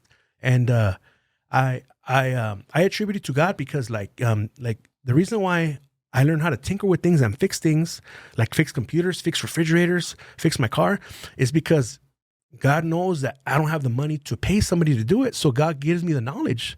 And that's what I truly believe that it comes from, you know? I know people believe that it's a big bang and that's how we were fucking formed, but no, it's got to be deeper than that. How do you explain like how birds know where to go and shit, the instinct, or, you know, how, let's say a baby calf is born, automatically they know to get the teat of their mom and start eating food. Like, how do they know these things? You know what I mean? And just how complex our bodies are and how everything works together. You know, like the gallbladder. My wife had stones there, and it was really, really painful, and they recommended that she get it removed.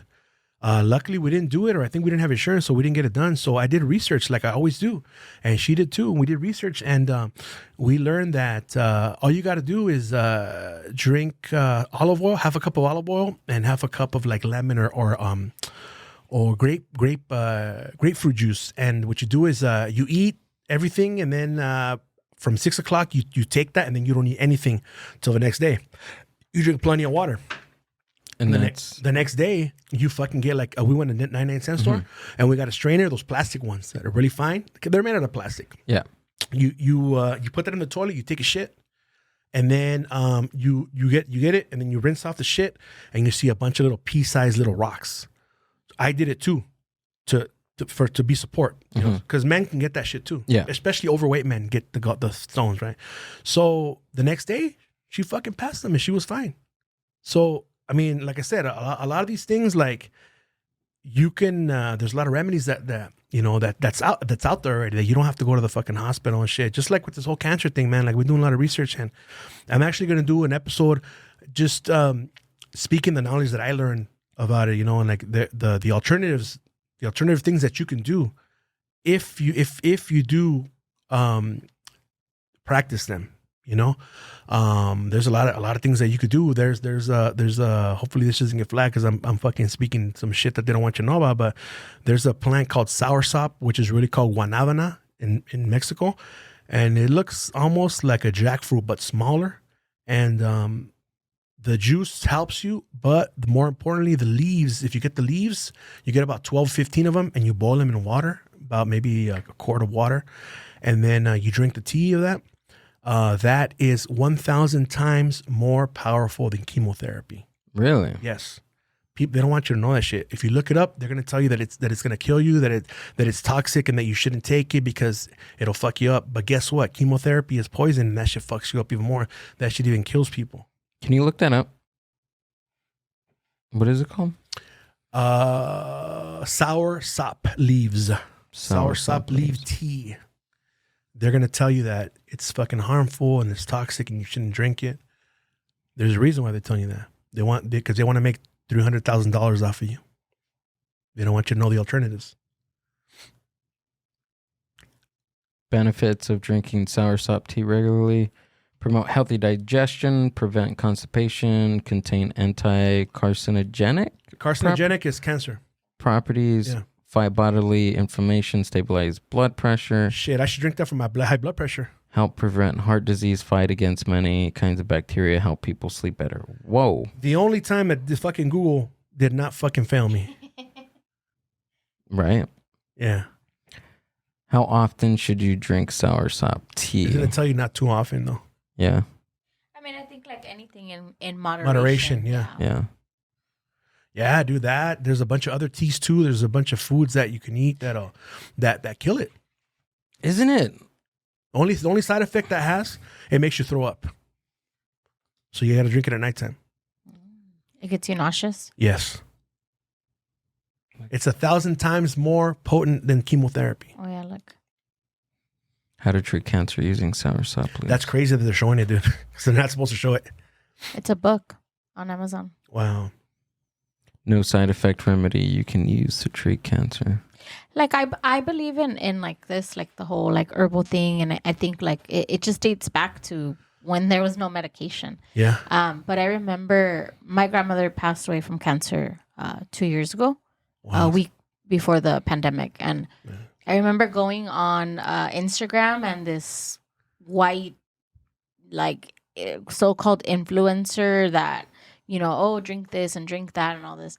And I remember one of her videos was like I believe it. I believe that your mind is very powerful, and I believe that your mind can help, you know, cure certain things. Yeah. But she was so adamant, like, no, you don't need anything. Like, just cure your own self. Cure yourself with your mind. Cure yourself with your mind. Like, and I think because I was going through it, that I was so angry that I was just like angry. Like, how fucking dare you say like that's all you need? Like, you know, and it's kind of like, I feel like that's why some people don't take like the herbal stuff or anything like that, because they want to believe more in pharma than, you know, like the actual. But yeah. What you said, there's a lot of truth to it. It's true, but everyone's mind is different. Yeah. So not everyone's gonna have the capacity to be able to tell or meditate or focus enough to where you get your body to do that. Yeah, I agree. What also helps is fasting. Just fasting and starving it. Like, you don't eat meat, don't eat sugar. No animals, nothing but plants and fruits, mainly it's fruits. like rebooting, right? Yeah. Yeah, rebooting your body. And I kind of get upset at my wife because I know she's not eating. She's getting really, really skinny. But I said, you know what? Let's hope that fucking by you getting skinny, you're starving it, because that's what happens. You starve it. Have you heard of Dr. Sebi? He got killed because he was able to cure cancer and AIDS. I think that's when I was talking about Nipsey Hussle was going to come out with his documentary. And they killed him. I think we touched on it the last time, but we didn't pull up or anything. Well, that gentleman, you know, he had the cure and they killed that fool. And I believe he was mentally ill, and with the diet that he took on, he discovered, which is a similar diet to the cancer one, he was able to cure himself from the mental illness that he had. Because he says that most of the diseases are in the gut, and they're caused by a lot of mucus. And a lot of foods that cause mucus are like sweets and meats. Acidic. They're highly acidic, and they cause phlegm. And that's what causes all these diseases to form and to attack your body. But if you eat like an alkaline diet, that helps it, you know, and in drinking alkaline water, and just depending on what foods you eat. So, I mean, for me, it's helping me because so far I've lost about 20 pounds. Like, I lost 10 pounds, like, since it's been like 2 weeks, you know, I eat whatever I want during the week, I watch it a little bit, but then at nighttime I eat what my wife eats, or sometimes I don't even eat. I'm not hungry, and I've been losing weight. I could feel it, you know, so little by little I'm doing it too, you know, because my doctor told me not to lose, because I was losing a gang of weight when I first went to my doctor, because I was on a mission to lose weight. I was like, my diet totally changed, and he's like, you know what, you got to kind of slow down because you're losing weight too fast, and you can have a stroke, because I've had high blood pressure. So if I lose too much weight, like, your body can't take it or whatever. Yeah. And I always tell my wife, hey, you know what? I should get that gastric bypass. I tell her fucking around. I know I'm not that fucking big, but I tell her just to fuck around, just to lose my Dude, stomach. like right now, and you can go apply for that, and they're just giving that shit like fucking free. Like candy? Yeah. Yeah, I don't see that. I joked around too, trying to thinking that I should get it, but dude, they're giving it to anybody right now. Like a few years ago, you had to be like a certain weight, certain body type to get that. Now, like if you're considered like obese, which I mean, I'm considered probably obese because of my height. I am because of the weight, because I'm supposed to weigh about 190. And I weigh 280 right now. So I'm like 90 pounds overweight. And so I told the doctor, hey, what do you think about, should I get it? He's like, no. It's like, dude, you're not, just fucking watch what you eat and exercise. You don't need that shit. I'm like, all right. Yeah. That's what my wife tells me too. She's like, you don't need that shit. She's like, you have the power to fucking, she's like, if you do that shit, that's weak. It is. Because I'm not fucking super, like I can see my fucking feet. You know what I mean? I can tie my shoes. So I'm not that fucking fat, you know? But if I was like that, then, and I keep trying all these diets and it doesn't work. But actually people who are that big, they actually lose weight a lot faster than somebody who isn't as big, because they have a lot of fat to lose. What happened with me this last time when I lost weight, I used to weigh 310 and my goal was to get down to 260 and I got down to 267. When I got to 267, I plateaued because I don't have much fat to lose anymore. Most of it's my fucking muscle mass and my bones. So I just plateaued there and I stayed there. And then the pandemic hit and I couldn't buy any fucking food because there was no food. And I said, fuck it. I blame it on the pandemic and I gained weight back. But right now I'm at 280, so that's good, man. As long as I keep going down, lower, little by little, you know. Yeah, I think that's that's what happened to me the last time that I started working out and eating better. Yeah, I plateaued, and I typically for me when I work out and I eat better and I'm on like this good regimen, I don't weigh myself. How I look at my result is I have a jean jacket that I want to fit in, that I used to fit in. And I wear that and I try that on every Friday. And if it's getting closer and closer to it closing, then I'm on my way to reaching my goal. That's good. I did something like that. We went to Ross. I shop at Ross. I don't give a fuck. Like I said, I don't care about brands, but I went to Ross and I bought a shirt and I didn't try it on. It was like a XL or something or a 2X, but it was like a slim fit. And when I got home, it didn't feel like, what the fuck? It was like here, you know? And then when I lost all that weight, I grabbed it and I put it on and it fucking even fit big. I was able to like pull it like this, you know? And that's how I knew that I lost weight. But like when I was losing weight, I was trying not to work out because for me, it's like really easy to pack on muscle. So if I'm trying to lose weight and then I'm pack on muscle, I'm going to weigh more because muscle weighs 3 times more than fat. Right. So right now I'm trying not to do any fucking trying to pack muscle on because I want to lose weight first. And that way I know that I'm actually losing weight. But when you see yourself, when you come out of the shower, you start seeing like, okay, on my shoulders, I can see them more or whatever. You start getting more tone and you get an idea, or your belt. So I knew that I had lost weight, but I just wanted to see. For me, I like seeing what number I'm at. That way I know, okay, fuck yeah, I'm here. It's motivation. Oh shit, I'm here. Oh fuck yeah. Or I weigh myself like a week later. Oh fuck, you gained 3 pounds. You gained 5 pounds. Now you're fucking up. Go back. So I like to. That's how I gauge whether I'm doing good or bad. Mm-hmm. That's how I do it. You know, because if I lose track of it, I'll fucking balloon up again. So African Americans have David Goggins. Yeah. White people have Joe Rogan. Who do Latinos have? Nobody. Right? I think I should be that person. Right? Canelo. But I'm thinking I want to be that person. But use the steroids. Well, I can use steroids. But what's your story going to be? You're gonna join the Navy? No, I'm just going to be a podcaster that got really built and looks fine as fuck. No, but I'm thinking like who do we have that's like that, right? Yeah, no. Oh, no. Not even Mario Lopez. He's just an actor. Right? Takes care of himself. De La Hoya, no. I don't know. I thought De La Hoya is he's Mexican? Yeah. Yeah? Yeah. Is he really? Real Mexican, like first generation like me. Oh yeah? Yeah. Oh, okay. Well, I'm out of the loop. Maybe I'm thinking about this all wrong. Maybe there is somebody, but I just have no clue. But I mean, at the same time, like that fool, like, well, he's probably like a bad example because he uses drugs and shit like that. You know what I mean? Like cocaine and shit. Oh, shit, really? Yeah. Well, yeah, that'll stop you from eating for a couple days. He's had some like questionable behaviors, you know. Pacquiao? Well, at least for me. In a hotel with 2 white chicks. What about Pacquiao? Pacquiao, that fool uses a bunch of steroids.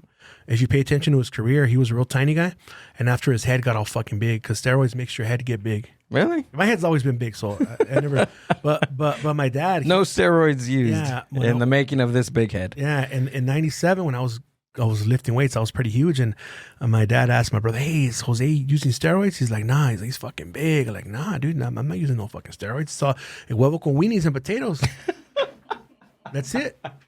That's your regimen? Yeah, and I was getting big. That was before protein, and even if protein existed, my parents didn't have money to buy me that shit. Yeah. Even right now, I wouldn't take that shit. Like if I was to go back to the gym, I wouldn't lift to get big because I'm already big. You know what's the old school protein? It's carne asada and frijoles. You know what that means, right? Yeah. You should have said my name though, dude. Jose. What's up, man? Hey. Yeah, we were just fucking dragging her feet. Oh no, we kept it. Thanks for coming on. 3 hours. This is probably the longest podcast in person that I've ever done in the history of Mind Buzz. Yeah, if you want, edit out the part when I'm crying. I don't give a fuck if you play it, but hey, that's up to you. Nah, you can leave it on. Leave it? Okay, we're leaving it. All right.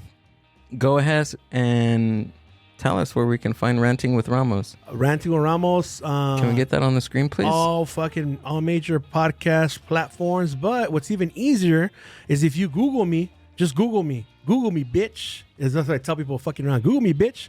I actually come out. Google him. Google me, and then, not her, but Google me. But that's what Excuse me. but that's what I tell people, like fucking around, like Google me, bitch, and I come up. Hey, but I thought you didn't like Google. Boom. For that, yes. Hero me, bitch. Hero me, bitch. And then it comes up, dude. Like, what the fuck? And my pictures come up, like, fuck yeah, dude.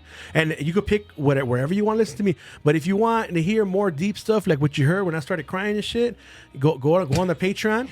You really be helping me out because it's $5, $10. You get stickers, and you get 8 additional bonus episodes a month.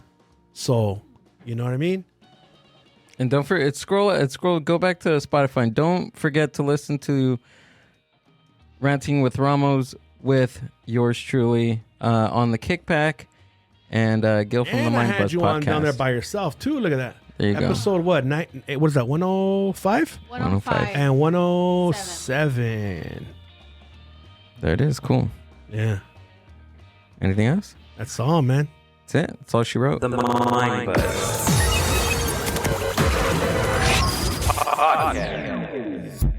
Thanks, man. Thanks, Jose. No problem. Bye-bye. Damn, it didn't seem like 3 hours. It seemed like more.